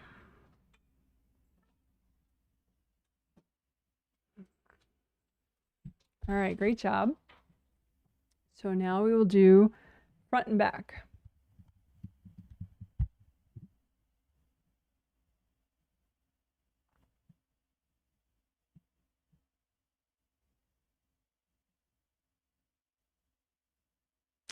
And you can be aware of the themes that we're working today if you want, because that'll make you especially aware of the blocks in your auras that are in the way of those themes. But you don't have to. You can just do any blocks that are healthy and gentle to clear right now, either way. So this time we're going to clear blocks from all of the back of all your auras or all of the front of all your auras. And obviously, very important, since these are such giant areas of your space, we're going to ask the angels to sort through the blocks, make sure, double check that it's just healthy and gentle, just the amount of blocks that are healthy and gentle to clear at one time, right? So first, just set your intention. Right now, I only want to be aware of the blocks that are healthy and gentle to clear right now.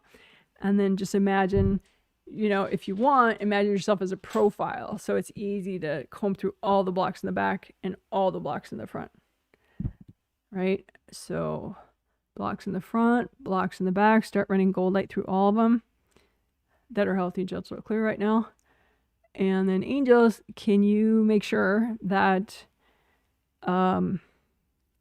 imagining only the blocks that are healthy and gentle to clear right now. And then angels, can you recycle any invasive beings courting any of these blocks?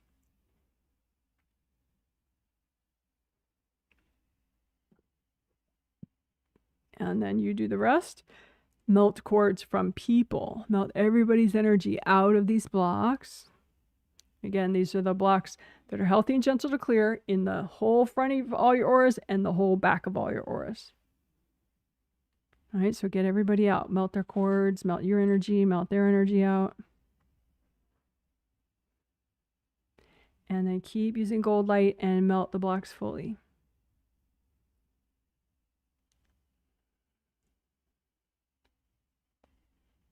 And if you feel like you don't have enough gold light to do it, just say, angels, help me do this.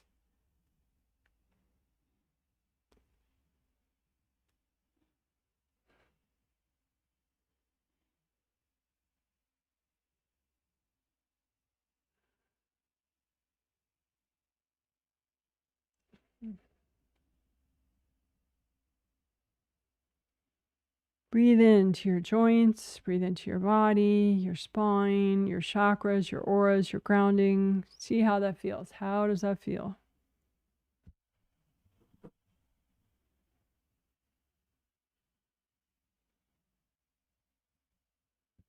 We'll do it one more time, a little faster. Still healthy and gentle, right? So imagine the whole front of your space and the whole back of your space. And say, angels, can you make sure that, this copy out in front of me is only the healthy and gentle blocks, only blocks that are healthy and gentle to clear right now. And then angels, can you recycle any invasive beings that are courting any of these blocks?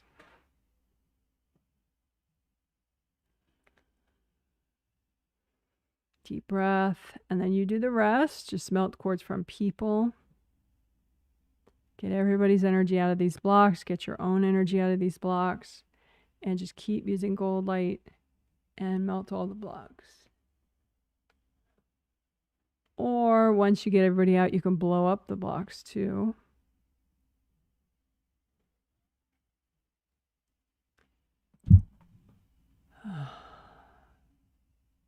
Lots of deep breaths. Breathe into your joints. Breathe into your whole space. You can even say some affirmations like mine, mine, mine for your space in your body.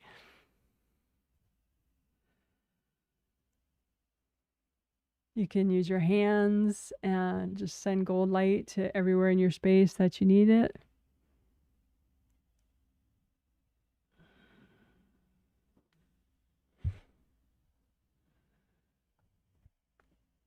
All right, and the final step for our block clearing festival is to recycle lurkers, right? So you just got a lot more present, and you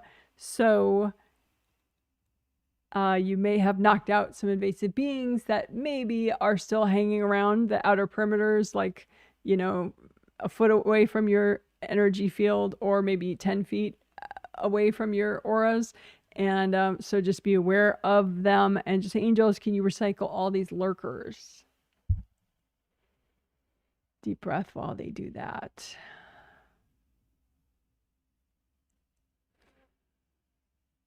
All right, nice job. Woohoo!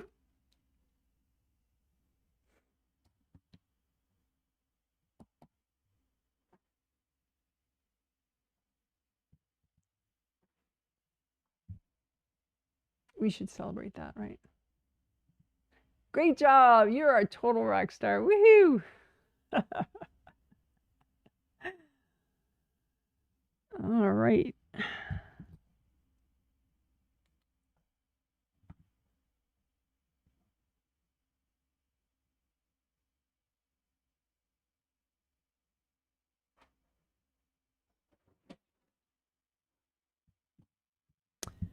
Oh, you know what?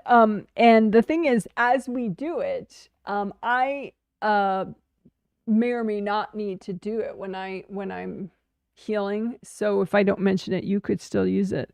You may want to just say repeat. Angels, please repeat for the whole, you know, can you recycle all the invasive beings courting these blocks? All right. Good job.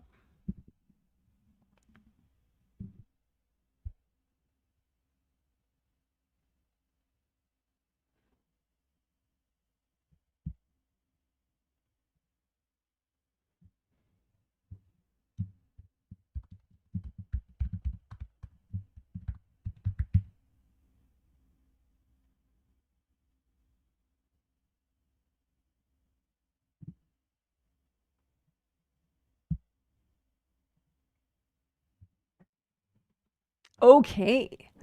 So, let's clear some unhealthy burdens.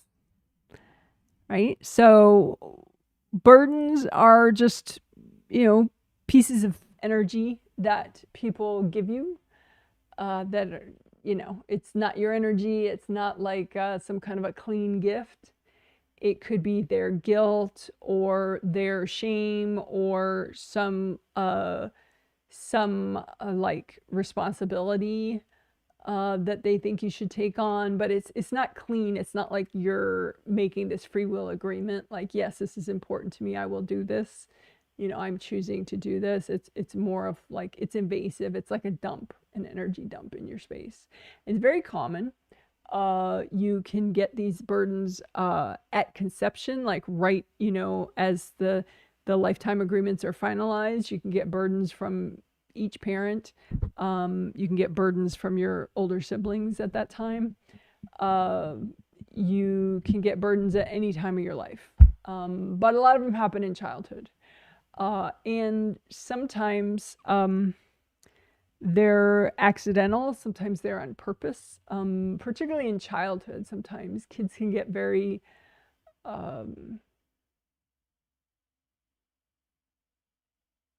kids want happy parents in general, right? And so if a child is very empathetic, they get a little confused with boundaries often. And so they may take on a copy of their parents' burdens, hoping that that will cheer up their parent and make them happier. And therefore, maybe they'll be nicer. So again, just you can get these burdens all sorts of times. So first, we will clear unhealthy burdens that you still have in your space from family members.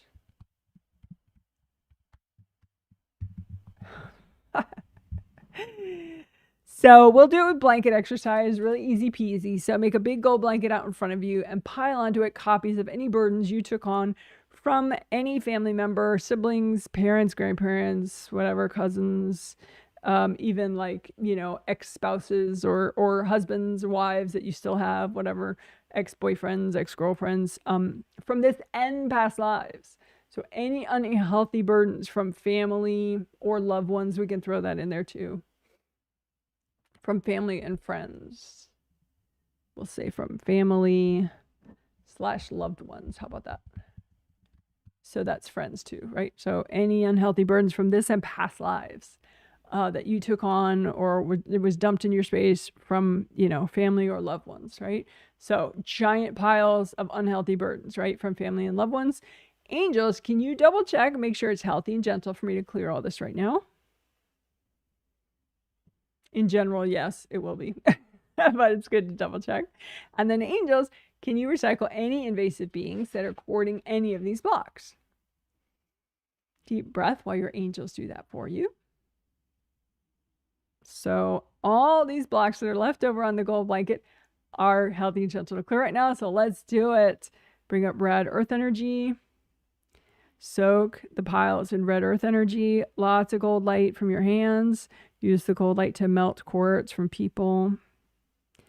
Melt your energy out. Melt other people's energy out.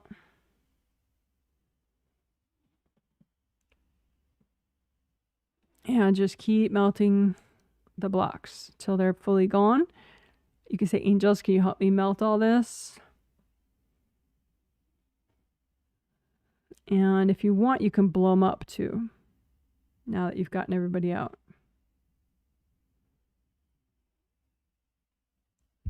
If you have any left over, wrap them up in gold light. Say, angels, can you help me with these?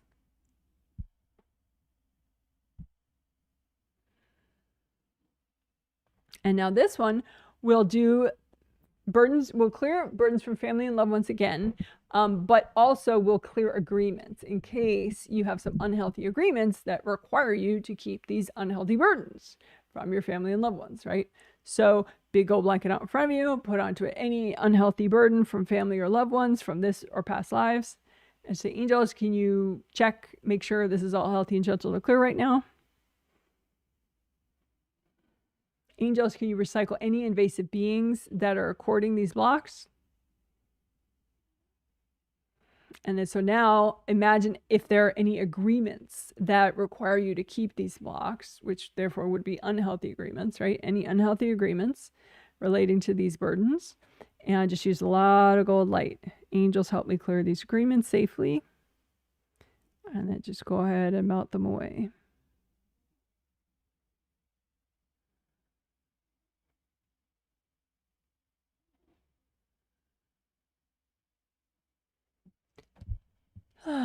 Deep breath. So now go ahead, wash everybody out of the burdens, melt cords, melt yourself out, melt everybody else out. And you can blow it all up at that point or just keep melting with gold light.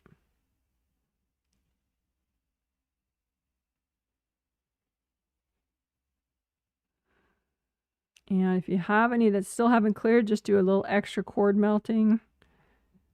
Maybe there's an agreement or two that you missed. So imagine if there are any unhealthy agreements preventing you from releasing these unhealthy burdens. Just say, angels, can you help me clear these agreements? Use gold light, run the gold light through the agreements. Melt the agreements fully and melt the burdens.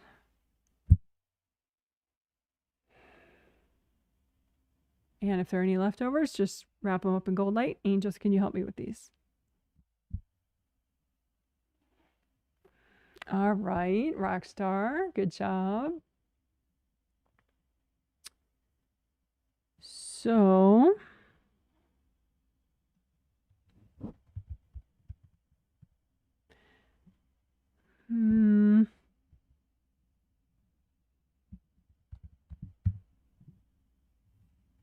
okay, So groups of people that form religions, there can be a lot that is, nurturing and kind and altruistic within a certain religious group, or there could be a mix where some of it is very healthy and helpful, and some of it is very unclean and controlling, for example. And it can even be that way if that's just the opposite intention of the people involved, because people are human and they have subconscious, flaws and baggage. And so it can cause people, even that have the best of intentions, to be maybe controlling or manipulative. So we can clear all the unhealthy burdens out that you may have taken on from religious groups. And again, it could just be a religion that you're still in, which is fine. Maybe there are very healthy aspects to that religion for you. It still is true that there are people involved, in the religion. And so this way you can, if you choose to, be a part of a religion and just have it be as empowering as possible, and just kind of weed out, little bits that maybe were not so empowering because of the weaknesses of people involved. And, maybe in a past life, because like, for example, me personally, I'm not a part of any religion now, but I was raised Roman Catholic in this life. And in past lives, I've been in a ton of different religions over different past lives. So it's a great thing to clear. Okay. So let's do it. So make a big gold blanket out in front of you and just pile onto it any unhealthy burdens that you got from religious groups, from this life or past lives. So any unhealthy burdens that you've gotten from religious groups, right? And angels, is it healthy and gentle to clear all this right now?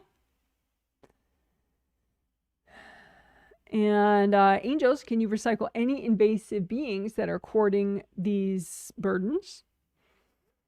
Deep breath while your angels do that. And we can imagine if there are any agreements that you still have that require you to hold on to these unhealthy burdens. Those would therefore be unhealthy agreements. So you can imagine those agreements and just say, angels, can you help me clear or update these agreements? Whatever's in my best interests. Right? And so then you're running gold light through these agreements, if there are any that relate to these burdens, right?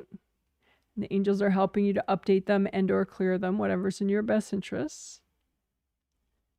And then go ahead and melt the burdens.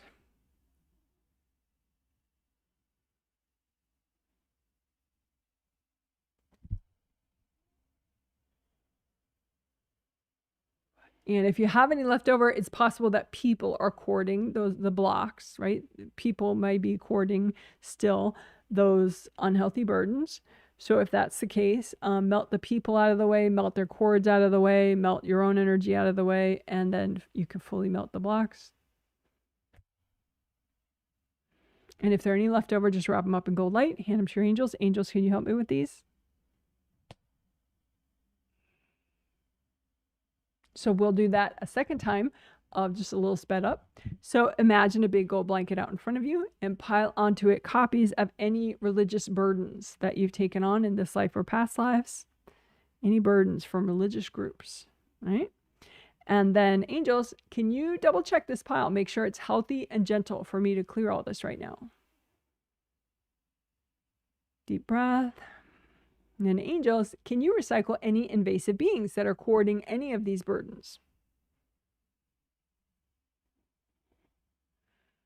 And then check to see if there are any agreements that require you to keep these burdens, right? And then just say, angels, as you run gold light through these agreements, say, angels, can you help me to clear and or update these agreements, whatever's in my best interests? Deep breath. And then go ahead and use gold light to melt people out of the agreements, melt their cords, melt their energy out, melt your own energy out, and melt the burdens. Or you can blow them up.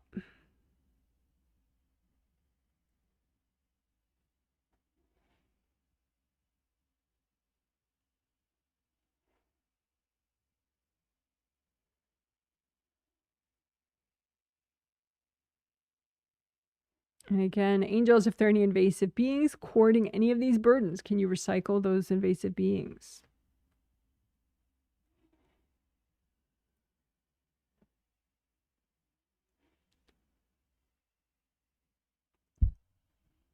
All right, deep breath. And if there are any leftovers, just wrap them up in gold light, hand them to the angels. Angels, can you help me with these? All right, great job. Woohoo.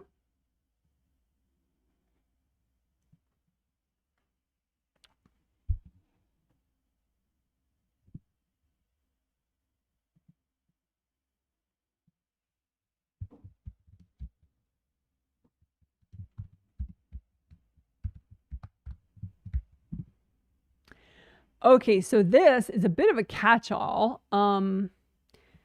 because you may have burdens that you took on in this life or past lives from cultural groups or national groups, like, you know, say if you were raised in a certain country, or, you know, a lot of your genetic relatives are from a certain country, but you live in a different country. You know, you could have taken on burdens from either of those countries or both.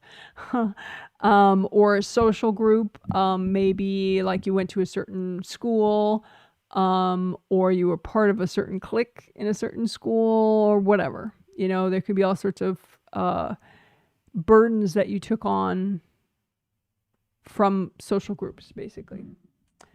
So let's clear any of those unhealthy burdens that you have from this or past lives.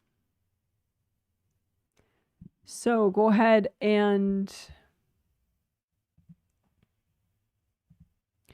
make a big old blanket out in front of you and put onto it copies of any social burdens that you have from this or past lives. Cultural, national, social burdens. And say, angels, is it healthy and gentle to clear all these right now? Deep breath. Angels, can you recycle any invasive beings that are courting any of these burdens? Deep breath. And then gold light to melt cords from yourself or from other people going into these burdens. Melt everybody out of these burdens, including yourself. And then just keep using gold light to fully melt away all these burdens, or you can blow them up.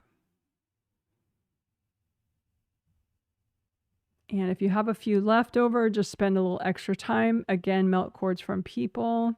You can say, angels, if there are any invasive beings courting any of these blocks, please recycle them.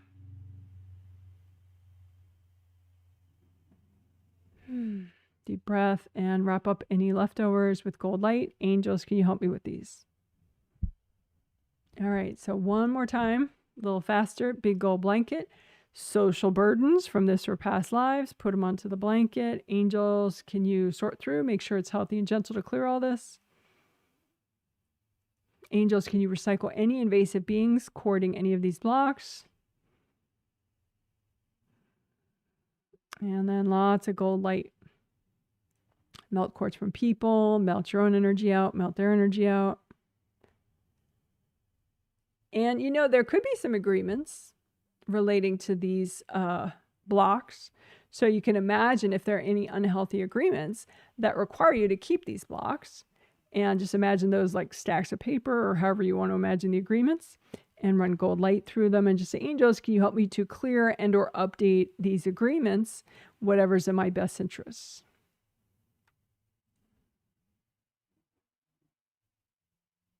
And then go ahead and keep melting the burdens. Again, these are, you're melting social burdens that you still have from this or past lives that are unhealthy. Deep breath. And you can go ahead and wrap that up in gold light if you have any leftovers and give them to your angels. Angels, can you help me with these?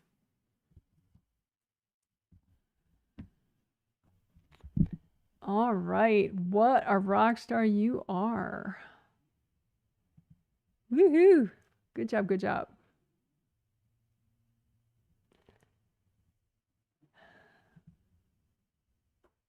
Okie doke.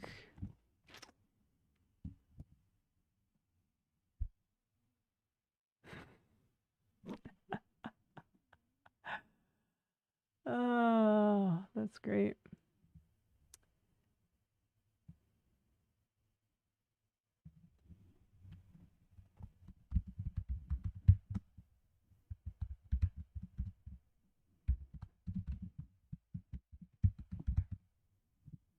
Okay, so we just did clearing unhealthy burdens from family, from this and past lives, from religious groups from this and past lives, and any social burdens from this or past lives, and including clearing unhealthy agreements that required you to keep any of that junk. And that step in particular really helped with positive change, bringing in even the far off positive change, causing it to, start its way towards you rather than you continuing to push it far away from you. So we're not going to have to unblock your chakras extra so that you're bringing in even the far off positive change energy.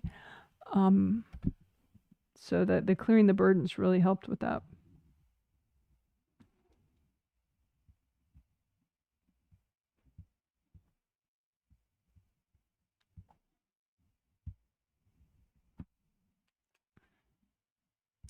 Isn't that nice? Woohoo! All right, so then really we only have one more thing to do before we wrap up. And this one is super simple.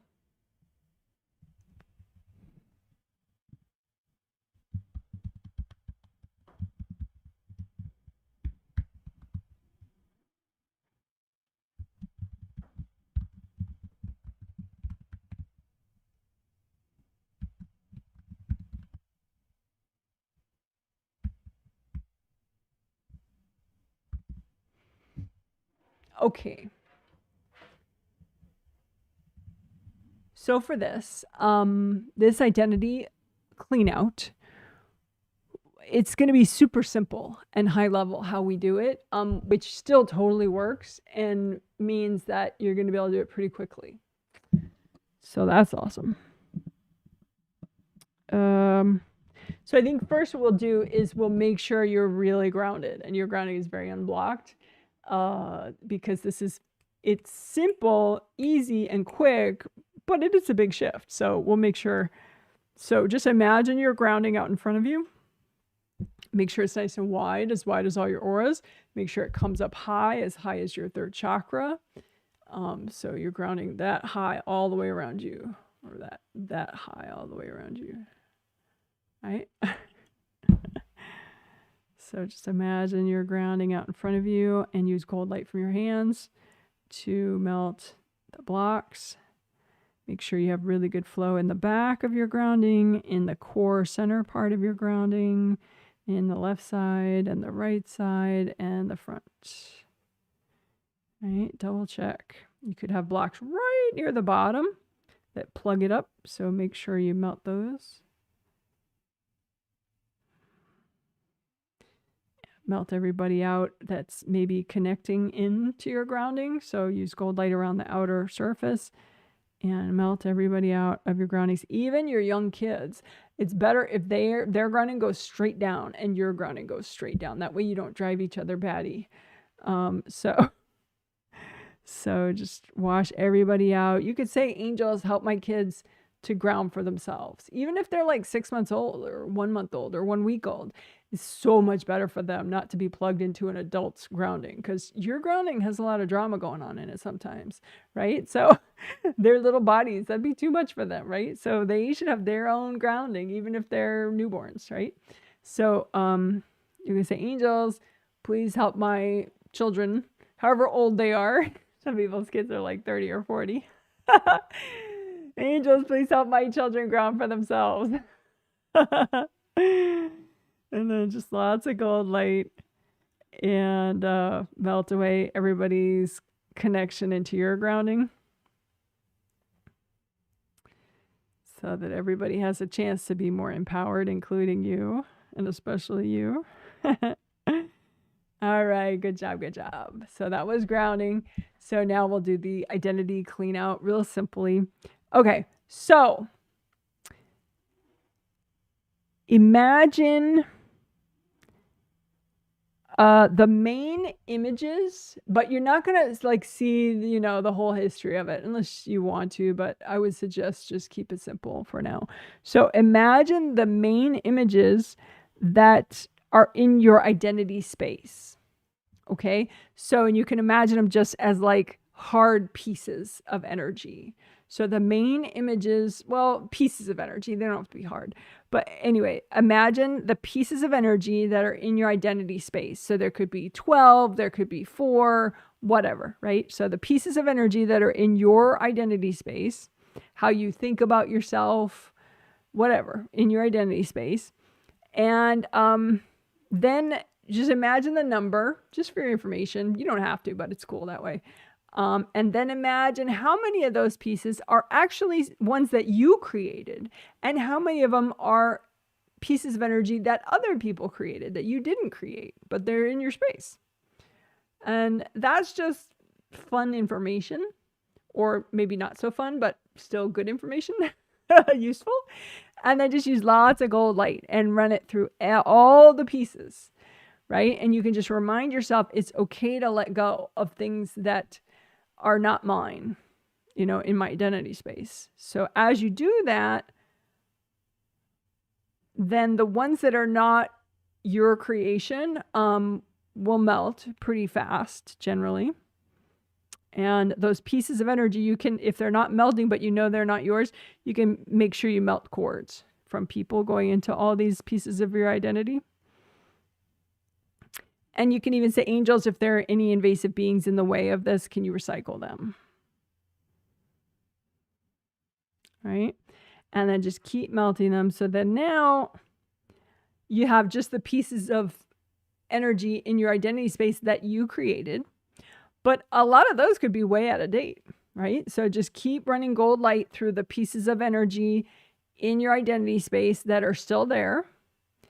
And just remind yourself, you know, how old you are now, what year it is, and that it's okay to transform.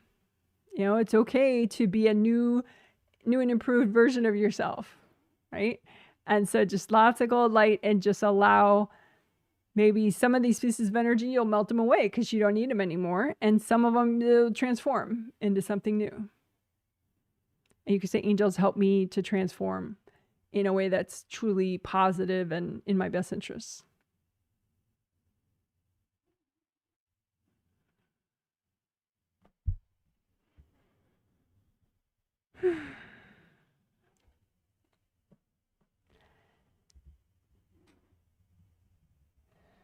And then you can imagine your space, you know, like a simple version. Remember, we're doing simple, right? So imagine your auras, your grounding, your physical body, and your astral body are in there.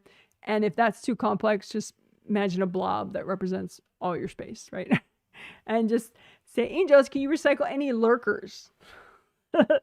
Right? And those would be evasive beings that maybe you kicked out because you got so much more present there, but they're lurking like 10 feet away from you or 1 foot away from you, whatever, right? Angels, can you recycle all the lurkers?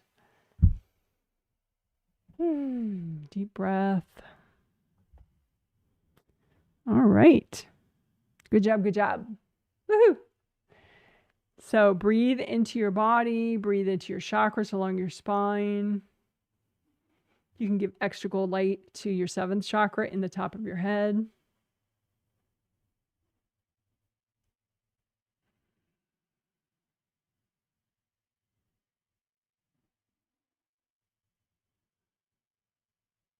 So how does it feel to have done an identity cleanout?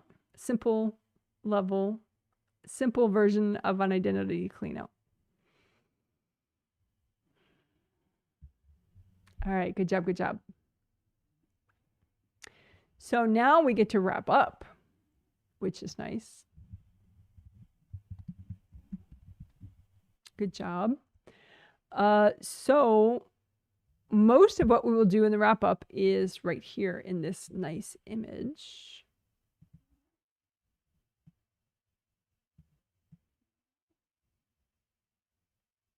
I'm floating in the water.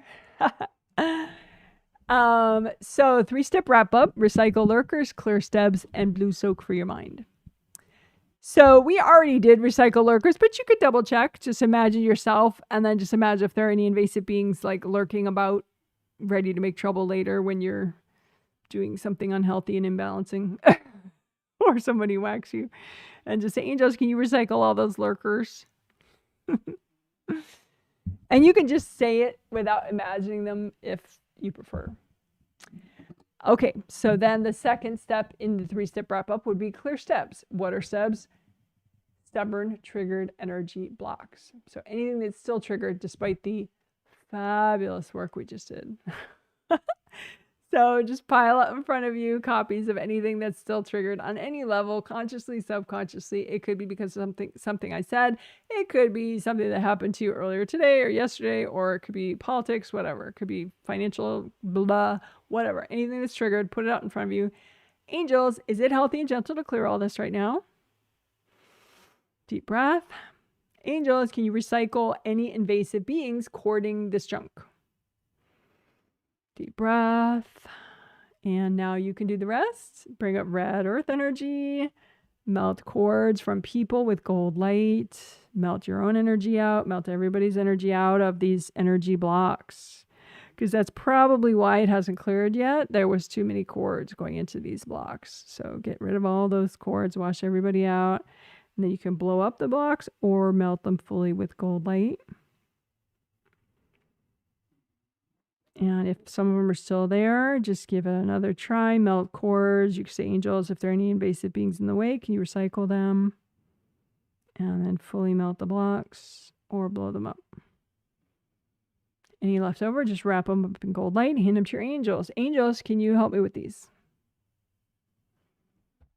And now a blue soak for your mind. So you can imagine your mind, a copy of your mind out in front of you, however you want to imagine it, like a garden, like two gardens, one for your conscious mind, one for your subconscious mind, like a beach, like a field of flowers, like a single flower, like a forest or a single tree, whatever you want, right? So imagine your mind out in front of you. Bring up blue earth energy straight from the core of the earth to soak your mind in blue earth energy.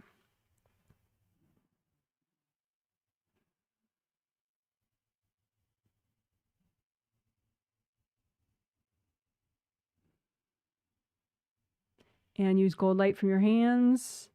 And we can be aware of any energy blocks that are healthy and gentle to clear in your mind, in your subconscious mind or your conscious mind, or in the barrier between your minds, your conscious and your subconscious mind. Any unhealthy blocks that are healthy and gentle to clear right now, and just use gold light and melt them away. And you can be aware of the theme that we're working today: take action, decisiveness, identity, confidence. And be aware of any blocks in your mind, subconscious, conscious, or the flowy barrier between the two that are in the way of those themes that are healthy and gentle to clear, and just melt those blocks.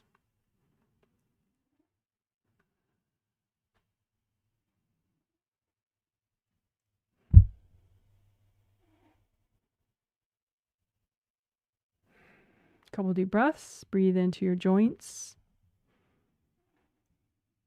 Breathe into your auras. Breathe into your toes and your fingers. Breathe into your sinuses and your chest.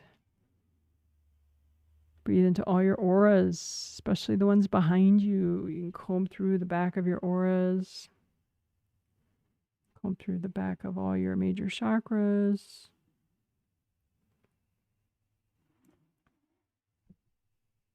Maybe unblock extra the back of your third, second, and first chakras. Well, 4, 3, 2, 1. How about that?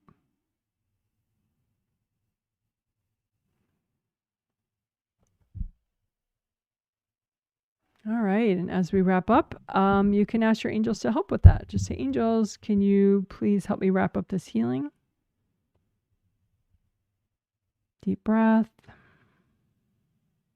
Angels, can you help me with taking action, with decisiveness, identity, and confidence?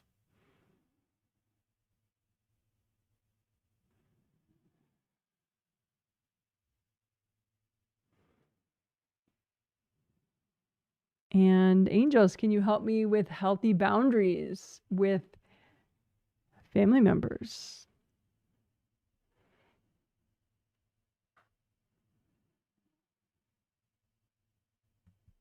All right. Good job. Good job.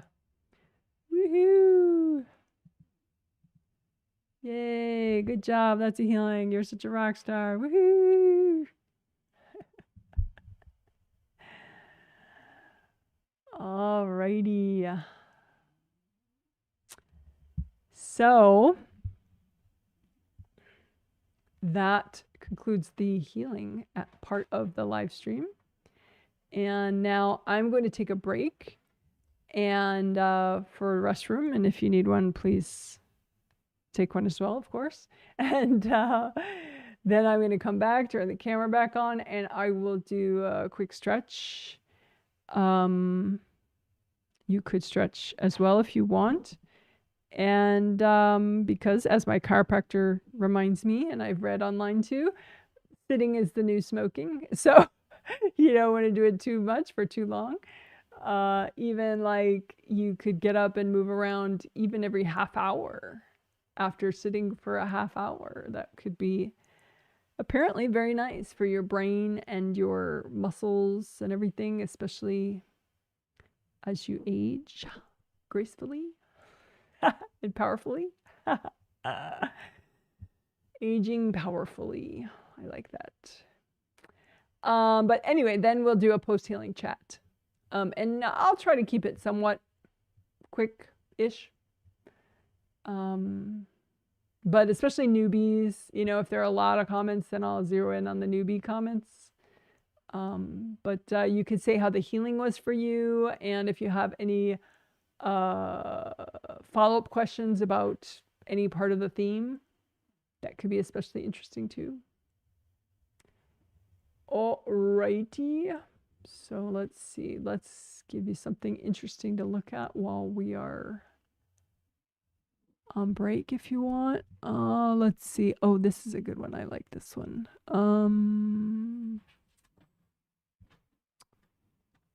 About that one. That's a funny one.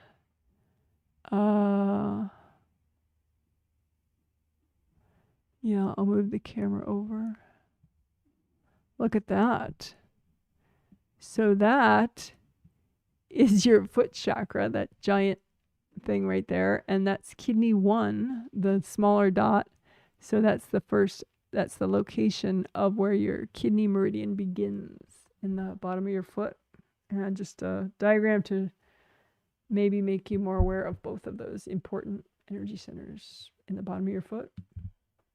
How cool is that? So let's see.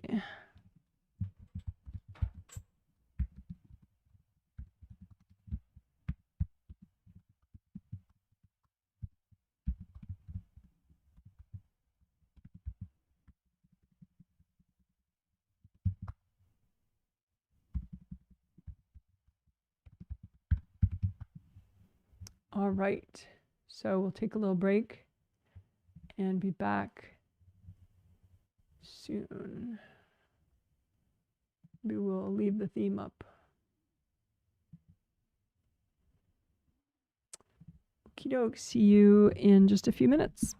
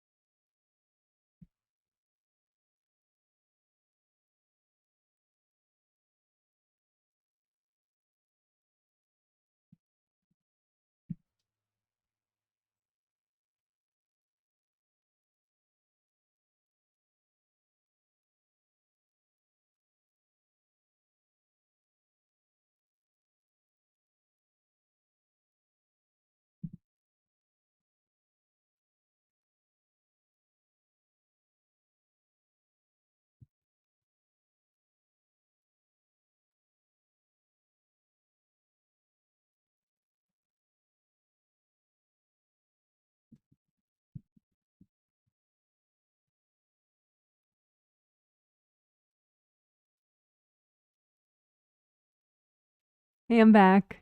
So I'm going to just do stretching for a minute, and then we'll do the post-healing chat.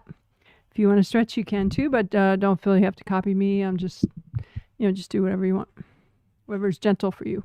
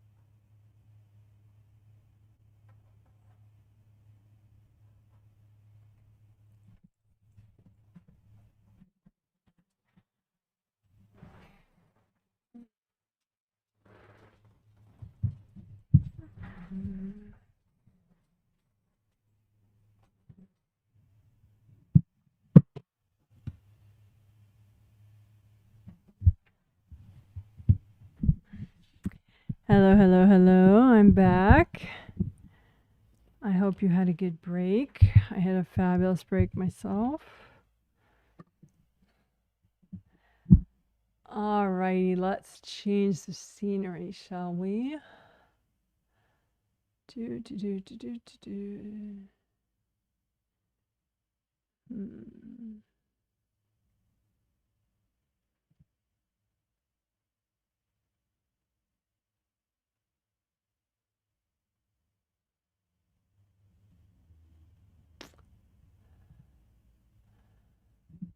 we go.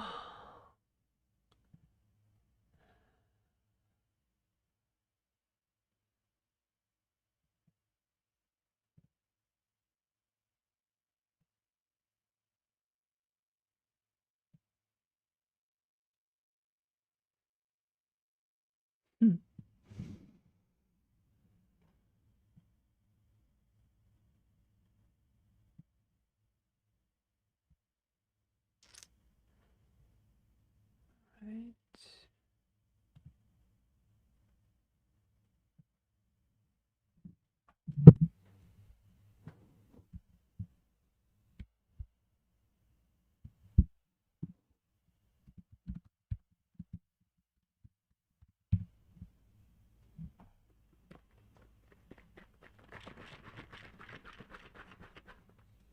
Going to be drinking a protein shake. Just because. Hope you don't mind.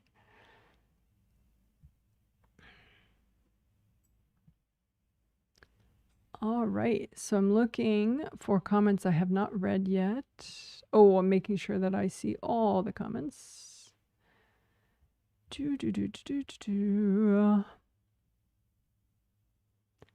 Let's see.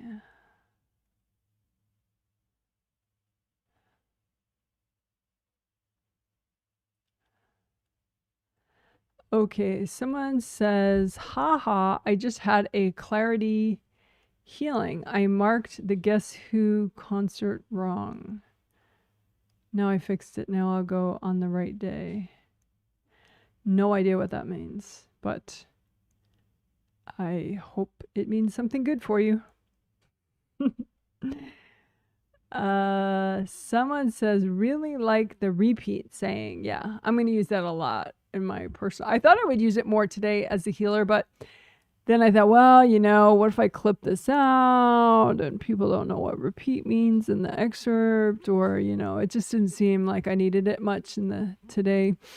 But yeah, when I'm healing myself personally, I'm going to probably use that constantly.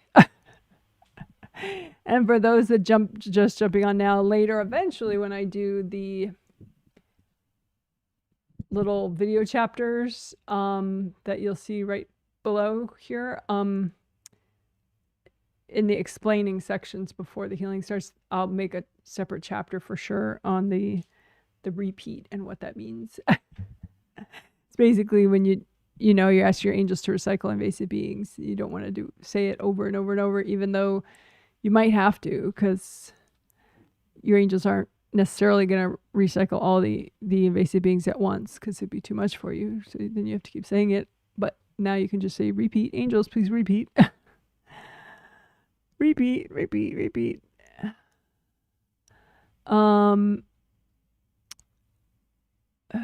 Sometimes my brain does melt saying the usual mouthful over and over. Yeah, mine too, for sure. Someone says, yeah, I like the repeat idea too. I get really sick of saying the same things over and over. Yeah. Yep. Somebody says, it is 52 degrees and pitch black in Ireland. There is a sheep baaing outside somewhere. Oh, thanks. That's good to know. Of course, it's nighttime there. For those that didn't figure that part out. It's not an eclipse. It's just nighttime. Somebody says, thank you, Janet. The identity cleanout and the earlier unblocking. Oh, the block clearing festival, you mean? Were my favorite parts. Physically felt those. Yeah. Yeah. I think when I did it myself, I felt both of those, but when for the unblocking, the block clearing festival, I felt that quite a bit. And two, what I feel quite a bit too is the clearing the pain cakes from GVs, CV, GV, LR, and GB. Those meridians, I feel that physically too. But you know, if you don't feel it, that's okay. It doesn't mean it's not helping. It just means you're not quite checked in enough to feel physically in the moment, but you can still get all the benefits, like, you know, tomorrow being able to organize better, or be able to sleep better, or, you know, being able to have better boundaries with your sibling tomorrow or something. So yeah, good. I've been hearing from my angels that they want me to keep clearing blocks I'm avoiding. Yeah, that's always a good thing. I intuited that I need to do third chakras and third layers and general back of head area next. Yeah, that looks great. There's been so much stuff I've been avoiding. But see, that's phenomenal that you have that. Sometimes, you know, that'll happen, that your awareness opens up more and you're like aware of stuff that you weren't consciously aware of before, but it's always been there. It's just that now you move forward and now you can be aware of it and clear it. So yeah, good for you. But yeah, so third and back of head.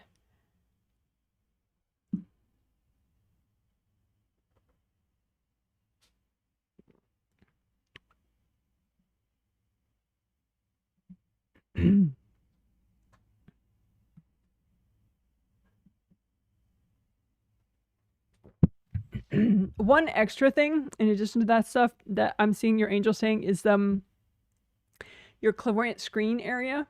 So the front of your sixth layer, the whole front right here. So your sixth chakra, right? Clairvoyance and non-judgment behind your forehead. And then your sixth layer of your aura right here, that's your clairvoyant screen area. So this is like present time clairvoyant reading. And then this is like future clairvoyant screen. So if you really needed to read the future, I guess, for some reason, I mean, keeping in mind that it's completely hypothetical, the future can change because you can change and everybody else involved can change, blah, blah, blah. But, you know, whatever. So clear them both off. Just clear other people out.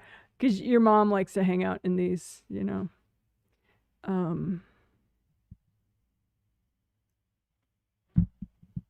So that could be nice to clean out that stuff. But yeah, other than that, looks accurate.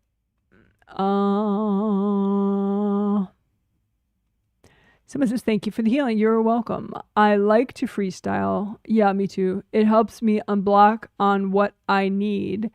I do it in pair with monthly healing themes and techniques and issues I want to work on. When I read, I ground, ask A to recycle B. Oh, ask angels to recycle beings. Yeah, well, that all sounds great. Oh, then you continue, unblock aura and screen. It helps, but the reading is not clear. Would the Unblock Festival help? I really like it. Unblock Festival is always going to help for any reason at any time. Unblock Festival is so kick-ass. What we did with, you know, the block clearing festival, which we did right after the 5 essentials were finished today. Yeah, I mean, that is like, I liked it a lot. I mean, you know, ask your angels. You can take it day to day what you want to do, but yeah, it would be a nice one to definitely put in your greatest hits bag, you know.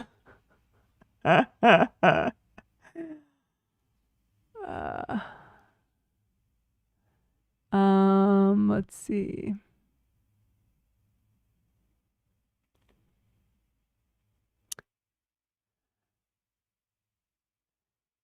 Someone says, thank you for the blue mind soak. You're welcome. I started getting whacked when we cleared the false identity pieces.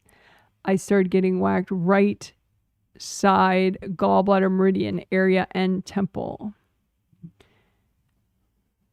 Yeah. Looks like that was your sibling. The one you don't like to name. The sibling who shall not be named.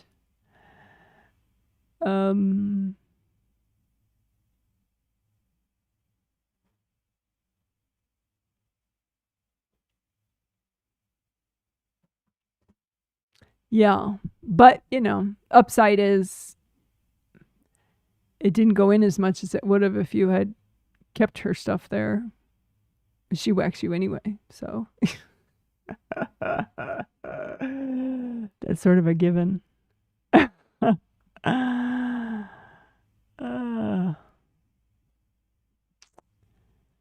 So you healed most of it already.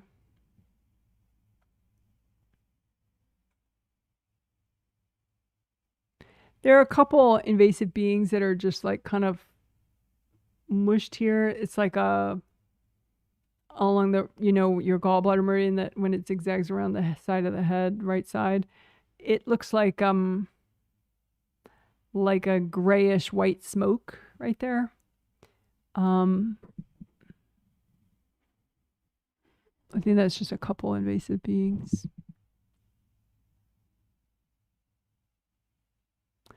Also, your 4th good karma window is a little bit damaged still. You can melt quartz from people and repair that. So 4th good karma window.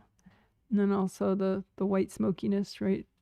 That's hovering kind of right there. But everything else looks good there in that region. Alrighty.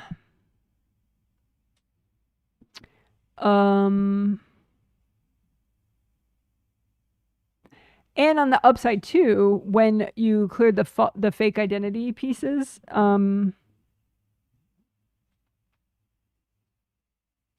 it did get you more present in your lower chakras. Because if you're more present here because you cleaned out your identity, then you have more energy to get into more of your chakras. So, all right. Someone says, thank you, Janet. At a crossroads with spouse. Yes. You've been at a crossroads with him for about 8 months. It's just like you keep backing away from the crossroads, but it's been there for a while. Try park bench often. We never see eye to eye. Yes.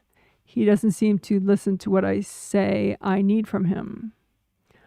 Well, he listens. He just doesn't want to do it.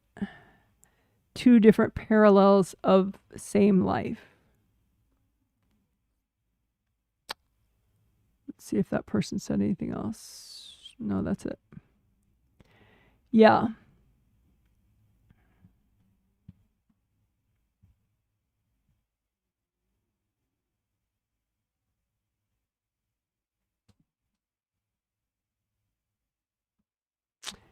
What you could do is try to intuit what you've already worked out with him on the astral, because on the astral, like for the last 2 months, you guys have made really significant changes to your household. But it just seems like you keep pushing it out of your consciousness because you're like, we can't do that. We can't do that right now. We can't do that. We can't do that right now. But I think at some point, it's going to get too tiring to keep pushing it out of your mind. Which is why your angels are nudging for me to say something. So yeah, the crossroads are very old between you and like 8 months old. Not very old. I mean, they could be older, but yeah. So then 2 months, so you guys have been working on different solutions, sort of, or different outcomes, and sort of weighing with your angels and his angels what is in everyone's best interest, you, his, the kids, all that. So there's been a sort of a winner scenario, not like it's fantastic for everyone, but the best of the scenarios you and he have been doing for 2 months on the astral. So you can just try to say, okay, angels, help me to be aware of the best solution.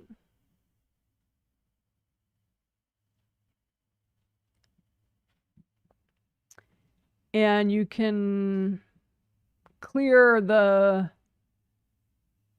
other people's energy out of your space that causes you to like push it away, like the awareness of it all. Like, it's like there's this denial, but it's not really your energy. It's other people's energy in your mind causing the denial, causing the urge to like block out awareness. It's not your energy. So hope that makes sense. So just be like, angels, help me with clarity. Angels, help me to clear everybody out so that I have clarity. Angels, help me to have clarity about the best scenario for everyone involved. And you could write that out and just, or, your version of it. It's not like each word is magical or something. You have to say it word for word. But that's the gist, you could use those as affirmations. Just for like maybe a week, so that you don't have to rush yourself, but so you can kind of ease your mind. Also the blue soak that we do, that we did right at the end of the healing, that could be nice too, to just kind of nurture your mind into awareness.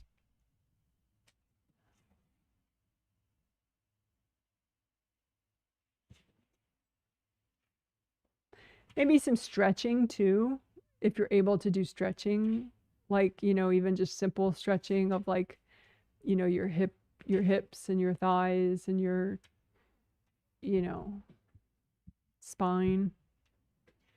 Some gentle stretching, that could be nice too, to just kind of help nurture your body and help you to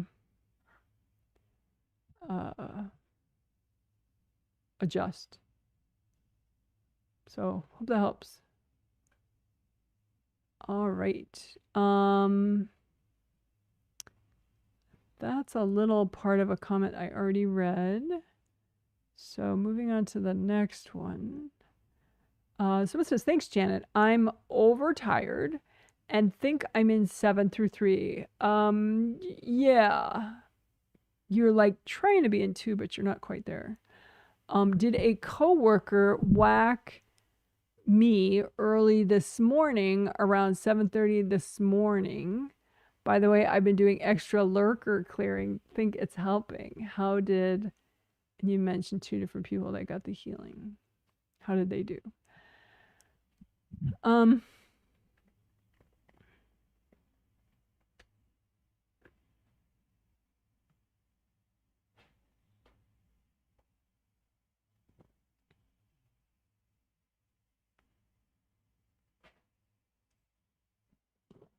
I don't think it was YP. I'm looking at see if it was anybody that I healed that whacked you this morning.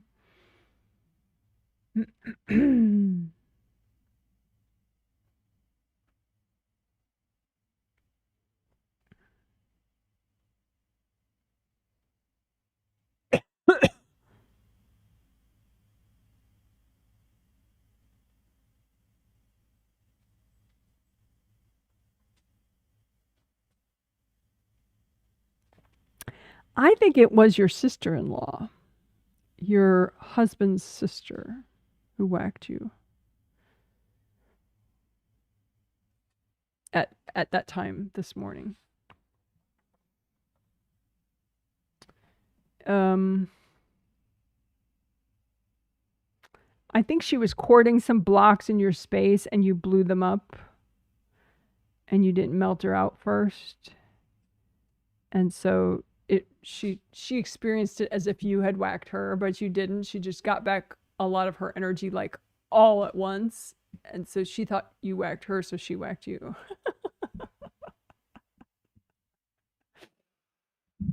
So there's that. But anyway, right now, why are you just in 7 through 3? It's kind of unusual for you. You know what I'm looking at? You can, like, sometimes you can have wax, like energy blocks in front of your sinuses that are kind of interconnected with blocks all along here. So like, the effect of it is like there's this big giant block from your sinuses down to your first chakra. And I think if you just are aware of those blocks and say, angels, help me to just clear what's healthy and gentle. Angels, can you recycle the invasive beings? And then you melt that just wedge of blocks there and do that a few times. Then I think you might automatically pop into all your chakras. Because your second and first chakras and your third chakra aren't actually damaged. They're just really blocked. But I think it's just because you have several people courting sort of this mass of blocks right here. And so all that energy is just kind of plugging up some of your chakras too much. So yeah, just unblock. I think I used to call this your extended sinus blocks or something. So it's like usually if you just comb through the sinuses and then going down, it's like all this big mass. And then just, angels, healthy and gentle, angels, beings, and then just melt it all. I just did that for myself, not for you. You're advanced. You can do it for yourself. All right. Hope that helps. But anyway, your spouse did very well. He liked the identity stuff, especially because he has clients in his identity space all the time. So he liked that quite a bit.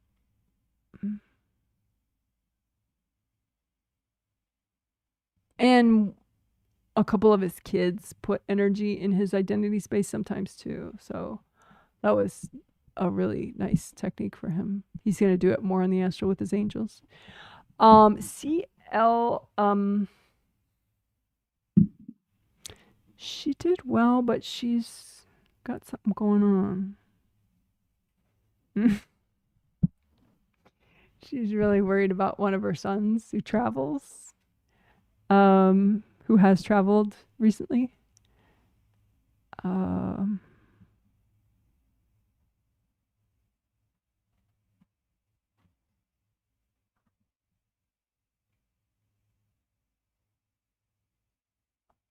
yeah, I suggested to her that, you know, instead of freaking out and staying triggered, she could just ask her angels as often as she wants. Angels, please bless and protect my son. So she's doing that, and that's allowing her to like untangle and clear her triggers and move forward again. So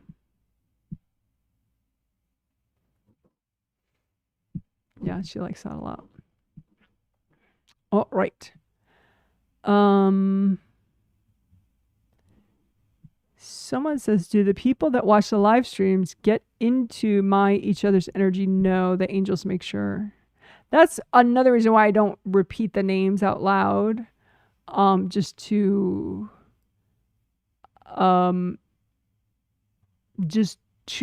further validate that everyone's separate and private that is watching. So yeah, I keep monitoring that, and that's a rule with the angels. They make sure. So yeah, everybody's separate. I'm healing everybody separately. It's not like they're all thrown into a bucket. That would not be good. So yeah, no. Can courting, etc., happen after the live stream when people watch the YouTube video? No. Like I said, the angels protect everybody.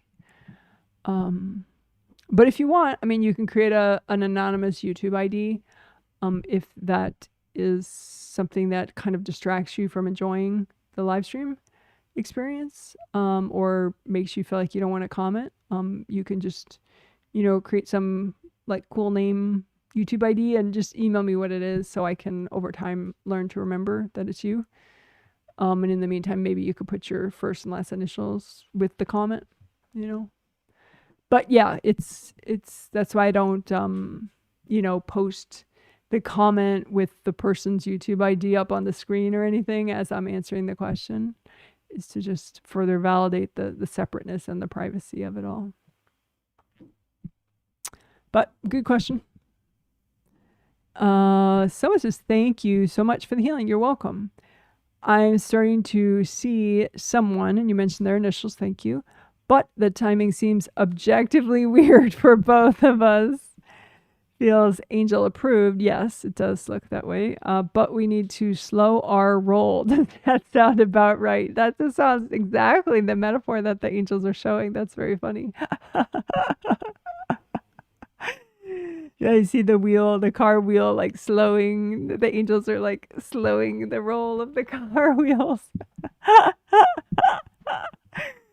Yeah, they're showing like baby steps rather than jumping from 1 to 10 of the baby steps. But yeah, that does sound right. It's funny. Pretty accurate. All right. Someone says, thank you so much, Janet. You're welcome. Had an unexpected blow up yesterday with a woman, you mentioned her name, who came to a Qigong meditation day offered by my friends. She was really triggered by what I said in the group and drove back after she left to yell at me, damn, and give unwanted, she was channeling an invasive being.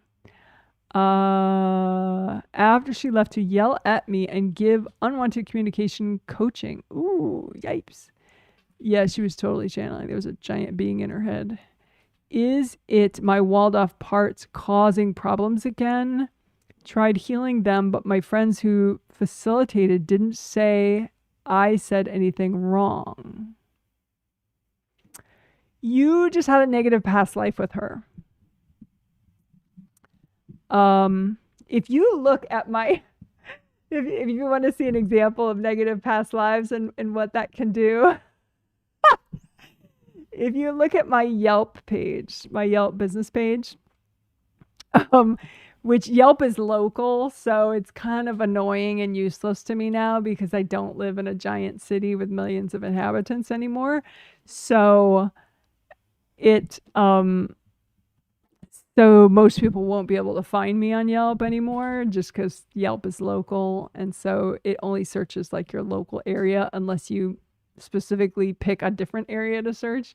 So anyway, but if you put in the location before you type in your search, put in Olympia, Washington, which is where I live right now. Olympia, Washington, Olympia, Washington. And then search Janet Wright Healing. That it'll bring it up my Yelp page, and it's all like 4 or 5 star reviews except for 2 reviews that are, I think, 1 star each, and both those people I've had negative past lives with, and so they just felt so motivated to be like, this person is the worst person in the world, blah blah blah blah blah. I mean, really trying to take an axe to my reputation, professional reputation. It is what it is, I guess what you can do is you could just look for, okay, this is all the bad karma that I have with people that I might run into in this lifetime, and just be like, angels, can you help me clear this at a healthy and gentle pace? So then, and just hand it all to the angels. So then, in your sleep, you'll be working through it with people, with your angels. Because, it's better to clear the negative karma that you have with those people before you have a run-in with them, and they try to take off your head or give you a bad Yelp review or whatever, whatever they do. Try to hit you with their car or something, so, yeah. She was channeling a being, but I guess she was motivated to harm you because of a negative past life leftover thing that you and she had. So no, it wasn't walled off parts of you. It was just leftover bad karma from a past life that you and she had, which is why other people observing were like, I don't know what she had a problem with.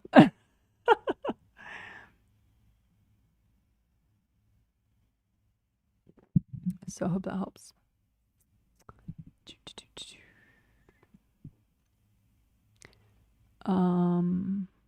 But yeah, I'm sure that must have been an event.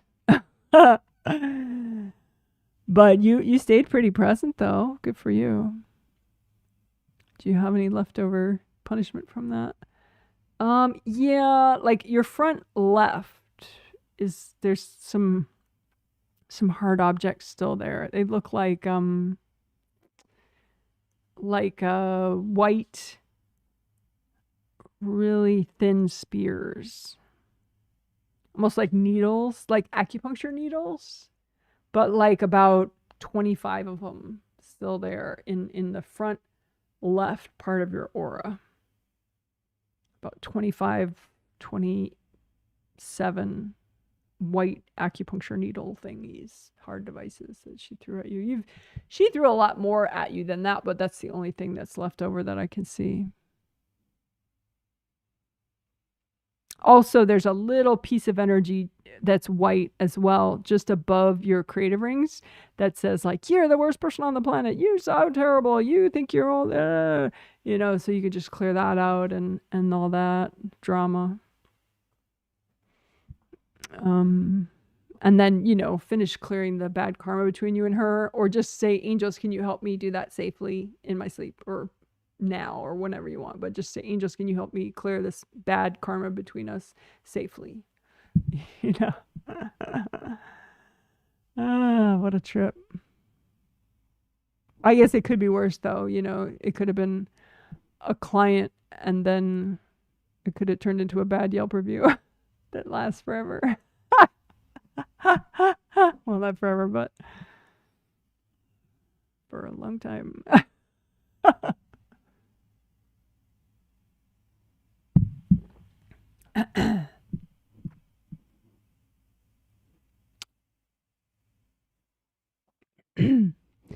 Someone says, I'm also experiencing weird perimenopausal stuff and memory and communication is affected. If you have any natural tips that have worked for you, please share. Well, it depends on what perimenopausal stuff you're talking about. I mean, my memory was always very abnormal. Like some things I remember that are just really, it's kind of odd that I have such a specific memory of something so long ago and something so minor. But a lot of times it's like my mind just is like, whoosh, we don't need that. Whoosh, we don't need that. So there'll be like giant things that I have no memory of. Like if my husband's going to leave the house for the day to do whatever XYZ, like he'll tell me the night before. But then a lot of times I don't remember that day. And so he'll tell me again that day. But then like he's about to leave and I'll be like, and you're going where? Like I really don't remember. And he used to take that personally, like I didn't care about him or I wasn't listening to him. But now he understands. It's just my memory is just really wild, and it's been that way forever. I mean, we've been together since 2003, so it's been that way for 23 years. But it was that way before too, So he's definitely, he knows that now about me. So that's not perimenopausal for me. That's just Janet Wright stuff. But communication and memory, that's kind of interesting.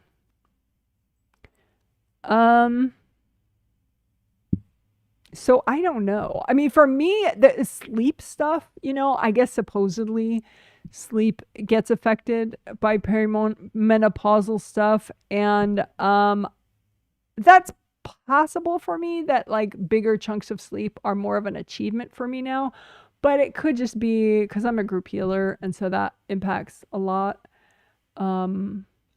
But so just to keep track of how big my chunks are and the quantity of sleep, I have a notepad document in my phone, and I keep track of every time I sleep, like when I'm starting to sleep and when I wake up, and then when I go back to sleep. And I mean, not like the momentary wake ups where I don't move, I don't get up and I just go back to sleep. I don't record those.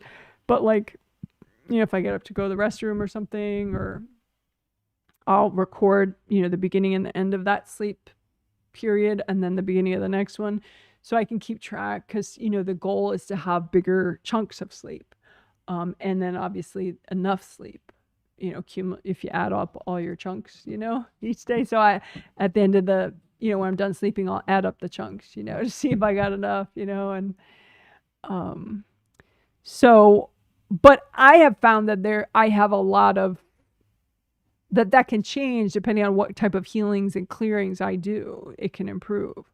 So what I don't want is to people just assume that, oh, well, that's because of menopause, or that's because of menopause. Because it could be that things are more challenging because of hormonal shifts because of menopause.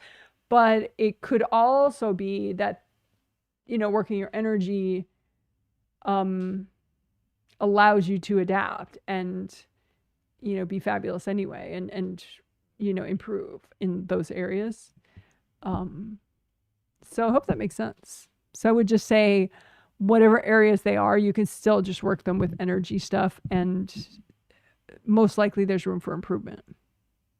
Hope that makes sense. But as far as menopausal, perimenopausal stuff I've been doing, there's a skin and hair supplement that I take. If you want, I could, I'll get up and get the bottle and show you that. Sometimes I take, I'm not taking it right now, but sometimes I take slippery elm, little gel caps of slippery elm, which is an herb that's supposed to help with moisturizing fluids in your body and stuff. I'm not seeing that at the moment. The protein shakes, I took those before too. But, as you get older, I guess muscle development, you have to kind of work more at maintaining your muscle mass. Apparently muscle mass starts reducing even in the 30s, I think. So like it's always good to start early, like even in your 20s, building as much muscle as you can.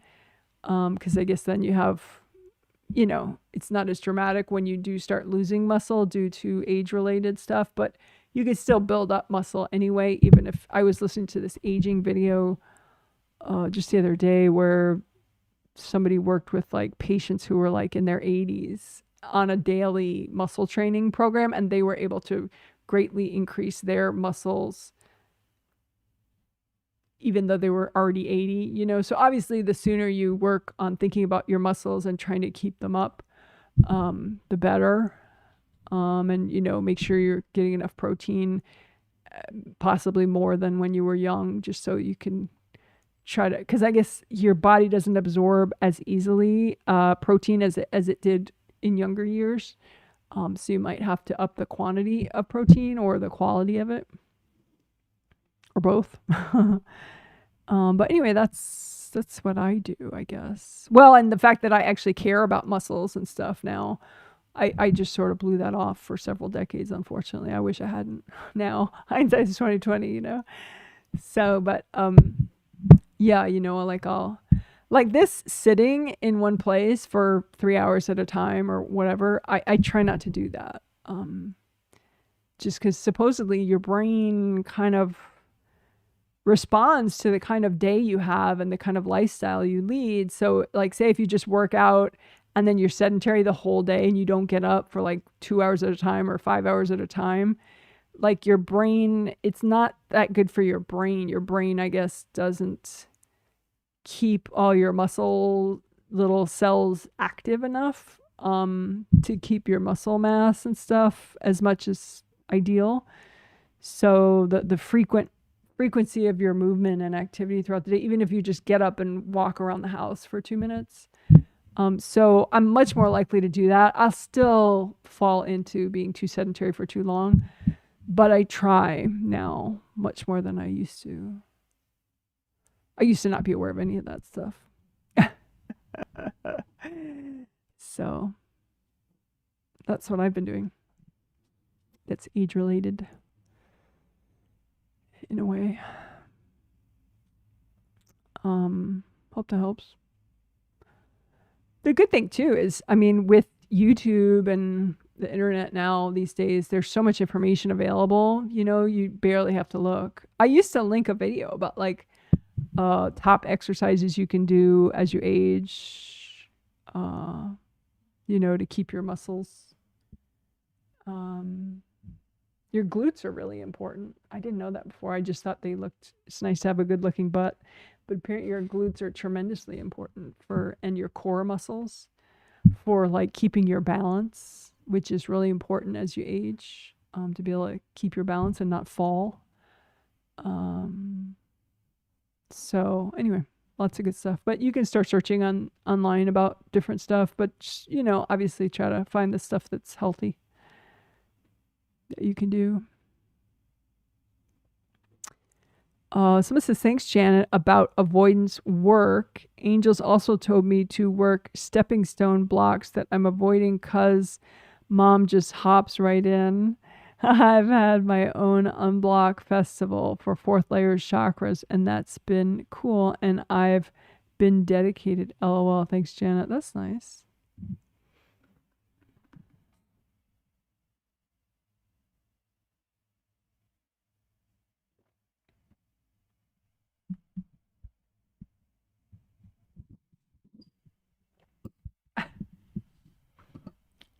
Felix has come to say hi.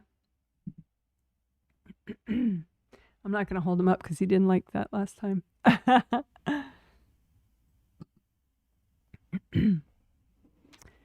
All right, let's see.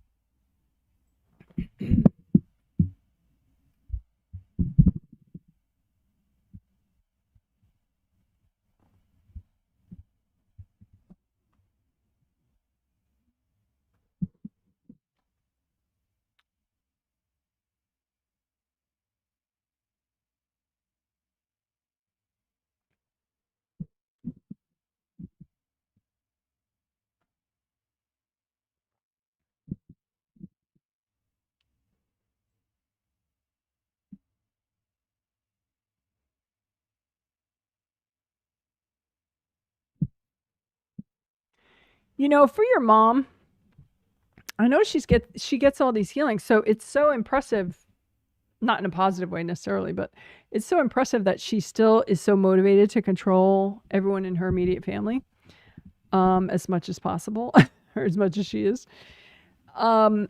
What you could do if you want, because it looks like inner child healing could help her so that because it's really deep in her identity to control everybody around her, anybody that she cares about. But I mean, you could maybe have a little park bench communication with her on a spirit level. Just ask the angels to help. And just explain to her that she ends up pushing people away from her by being so controlling. And if she wants, her angels could give her inner child healings so that she's not controlling people to the point where she's harming her relationships with them.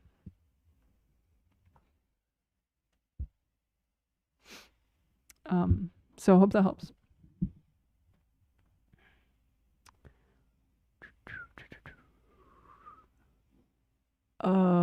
Let's see.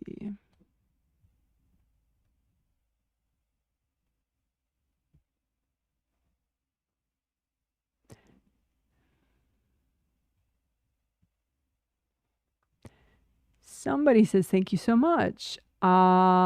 These healings have been helping me so much to move forward. Oh, good. Good to know. My boyfriend, yes, keeps seeing a woman ghost in my apartment and I can't seem to help her cross. I can't see her. Well, you don't have to be able to see her, but that's interesting.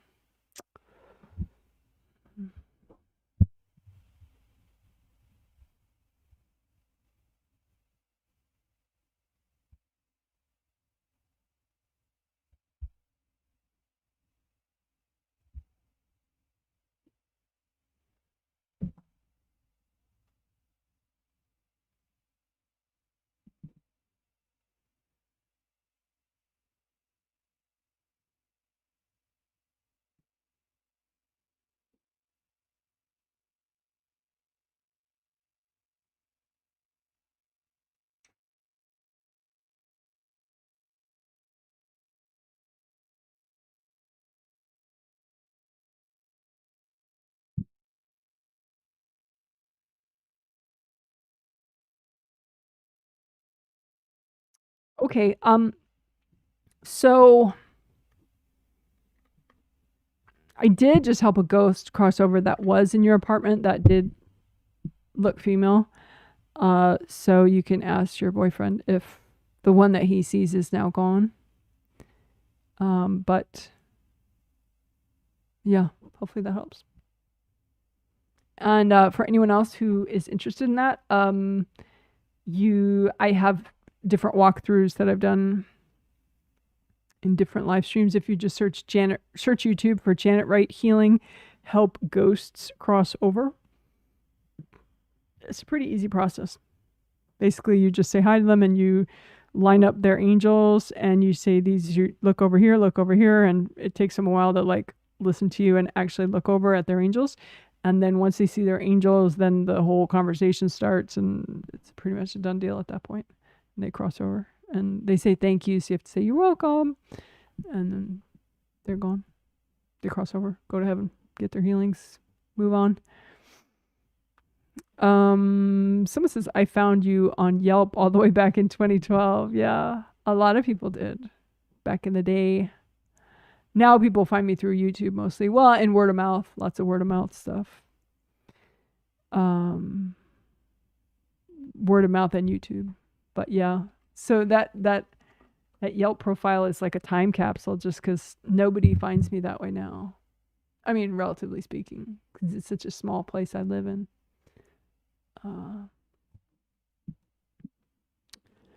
And a lot of people that are looking for energy healers or readers, they have in their brain like, oh, I want an in-person session. I want to drive there and sit down in their chair, and then it will be so special, So the fact that I do group healing online kind of breaks their brain, So it's fine though. I mean, YouTube and word of mouth is fine for me. But it's interesting. But I do put in that profile now, I do say, hello, I don't do anything in person. I do remote. And like, I think there's one review that talks about how I do remote now. So if people read properly, they understand. But also too, like there are other websites that just like sort of, I think it's called data scraping or something. And they just get information from anywhere on the internet and put it on their website to be able to draw traffic to their website. So like old information about me is on those websites that I have no knowledge of. Like one time, a long time ago, I was listed at top 100 psychics in America.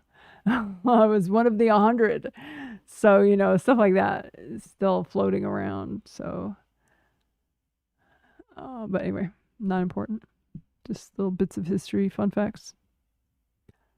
Someone says, haha, oh my God, I can't believe that's what it was. Oh, the past life karma. Yeah. Those past life people, sometimes they can be really intense. Because it's like, you know, okay, maybe you stole their husband back in the day, or maybe, you know, you killed some of their livestock back in the day, or, you know, there was like a big battle between your family and their family for like 2 decades, you know, or, you know, it's like, it can get pretty nasty. That's so funny. She has the same name as my aunt, and when I saw her, I was wishing my aunt was more like her, coming to a retreat like that. Yeah, well, now you're glad she's not, your aunt isn't like her, huh? So it says, wow, your responses to both comments were so helpful. Thank you so much. You're welcome. Someone says, thanks for the help, Janet. You're welcome.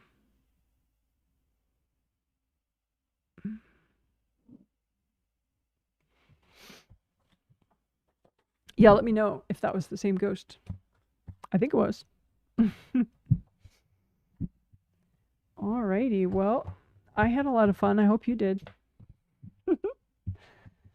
And let's see, do I have any updates other than energy healing stuff?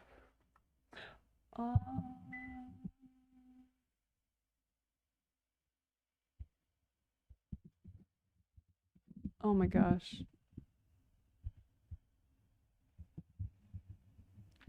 Felix is such a big cat that he tries to walk under things and he moves things around. I'll lift him up just a little so you can see him. There he is. He's so cute. There, I was more gentle with him this time. So I didn't get bitten.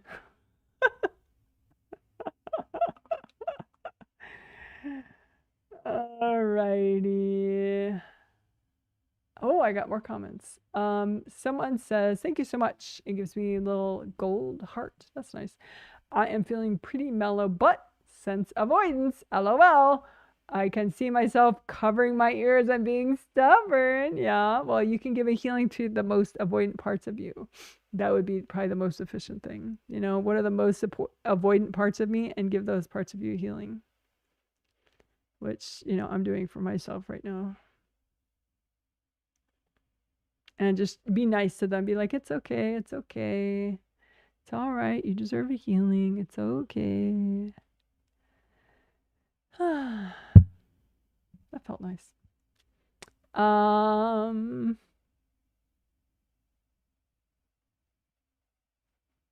But that's nice that you have an awareness of that. That's cool. I could see myself covering my ears and being stubborn. Something also pissed me off in the astral. My angels are showing me notebooks and are also rolling their eyes. The angel eye roll. I like the angel eye roll because the angel eye roll is just so against the stereotype of angels that they're, you know, they don't know sarcasm or you know, like all that. Yeah, being able to sense the angel eye roll is good.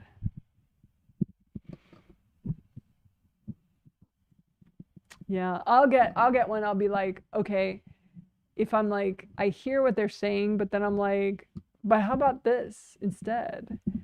And they're like, are you listening? Do you even want to listen? And then I'll be like, all right, all right, all right, all right, all right.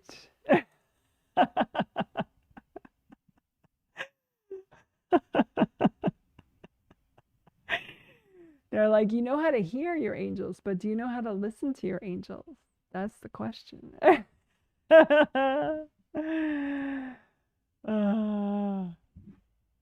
All righty. Well, good for you. I'm glad you're getting much more aware of the subtleties of angel communication. That's good. All righty. Let's see.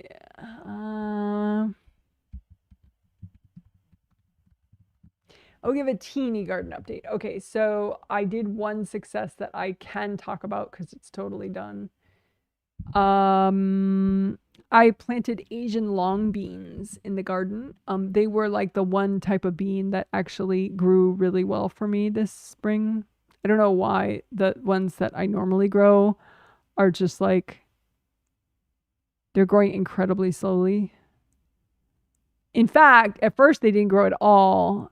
And then I bought new seed and then tried again. And now they're growing, but incredibly slowly. I probably just need to fertilize them. But usually it's like, it's just so effortless with them that I haven't done it because I'm like in shock that they're not growing well enough. But anyway, be that as it may, the Asian long beans were like, hello, we're ready, we're growing.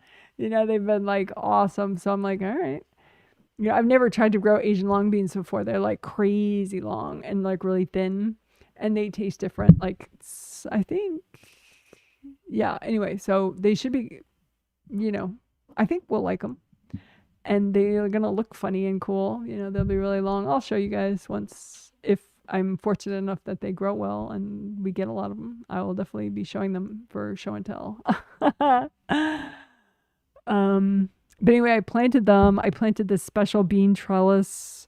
And then I planted them around the bean trellis. And then I put this deer repellent around, which I have to order more of. But anyway, I put this deer repellent around them that smells to deer like, you know, like some giant bear is, you know, pissed all over the place or something. So I didn't put it on the plants though, because it's natural, but it's kind of strong. So I don't put it on the plants. But I put it right near all around them. So I did see a deer this morning walking down the street, but she didn't go into my place at all. Our garden's right in the front yard. But she didn't go in. So my energy stuff and the deer repellent stuff seems to be helping. All right, you guys.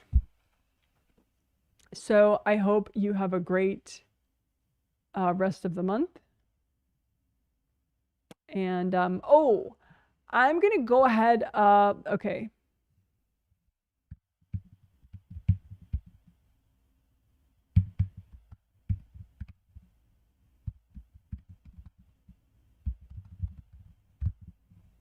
So for most people, well, for the non-subscription people and or the people that tend to buy, you know, maybe just for their loved ones or something, but like very close to the start of healing sets, I'm going to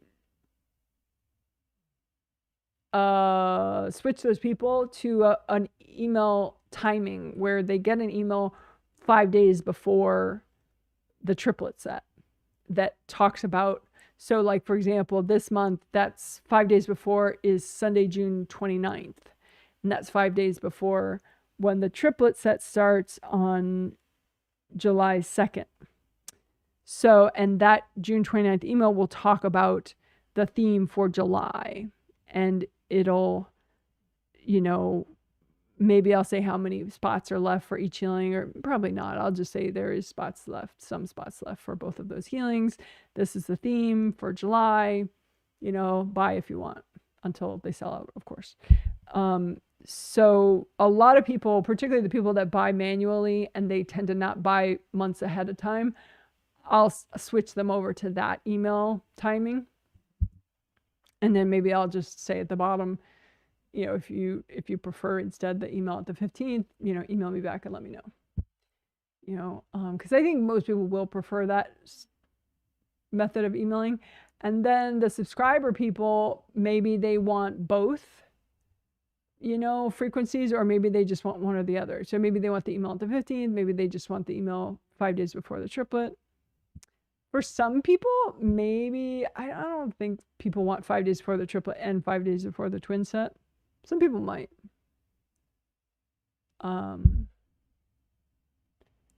But I think for the most part, it'll be either the 5 days before the triplet set once a month, or the old style of emails on the 15th that talk about the sets I just put up that are 2 months into the future. Some people might want both. The 15th email that talks about 2 months ahead, and then the one beforehand, the one at the 5th, 5 days before. So we'll see. But a lot of people, I'll just switch and be like, if this isn't okay, let me know. You know, because I think some people might just freak out because it's a change, and they might be like, no, keep it the way it was, even though, like, that's not really how they think or purchase. You know, they always just purchase 5 days before anyway, you know, or like 2 days before. So the email that actually goes out around that time would probably help them to not forget to buy, because a lot of people forget to buy that would want the healing, but they wait till the last minute, and then they're like, well, I'll know when time comes, but then they don't, because they, you know, life happens. Because a lot of times when you really need the healing, it's like you're just too stressed out to think about it. You can't hear your angels, right? You know, and then later it's like, oh, gee, that healing happened. That would have been nice. So anyway, if you know you want both emails, the one at the 5th, the one 5 days before, so like, for example, June 29th, talking about the July sets, and you also want the 15th emails that forecast out 2 months ahead and say, well, you know, like July 15th, the email will say, oh, I just put out the September healing sets, and this is what the theme will be for September. You know, if you want both those, then let me know. But otherwise, I'll just sort of pick. You know, like the subscribers that never buy for other people, I don't know, then that could go either way, which email they want. Yeah. So let me know if you want both. Probably most people will not. So I think I might just read the energy of it, and then people can correct me if I read wrong. But if you know, do me a favor and email me about it. And if you're not getting any news emails from me, you can email me and ask to be put on the news email list, because I don't automatically add people, even if you've gotten a bunch of healings from me. So let me know what you want.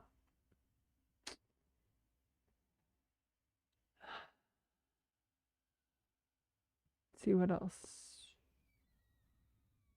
That's it. So that is my email address and my website address. And I want to remind people that there are 9 more days for the June subscription promos. So if you buy a new full subscription for yourself or a loved one, then you get 2 free sets to use.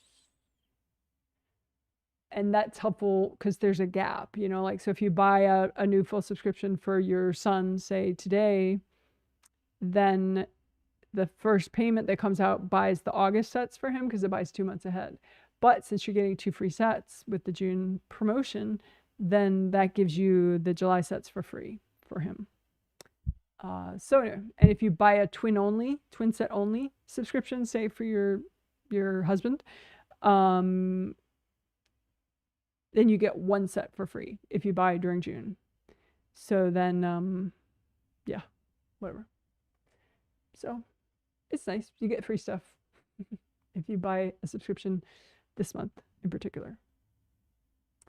But anyway, if you want to talk to me about that, or just you have questions about the healings, or whatever, or you want to get added to my news email list, you can just email me, janet@jwhealing.com. If you want to purchase a set, then you can go on my website and do that. The July and August sets are currently on my website, which is right there, jwhealing.com. Alrighty. Bye. Have a good rest of June. Happy summer, by the way.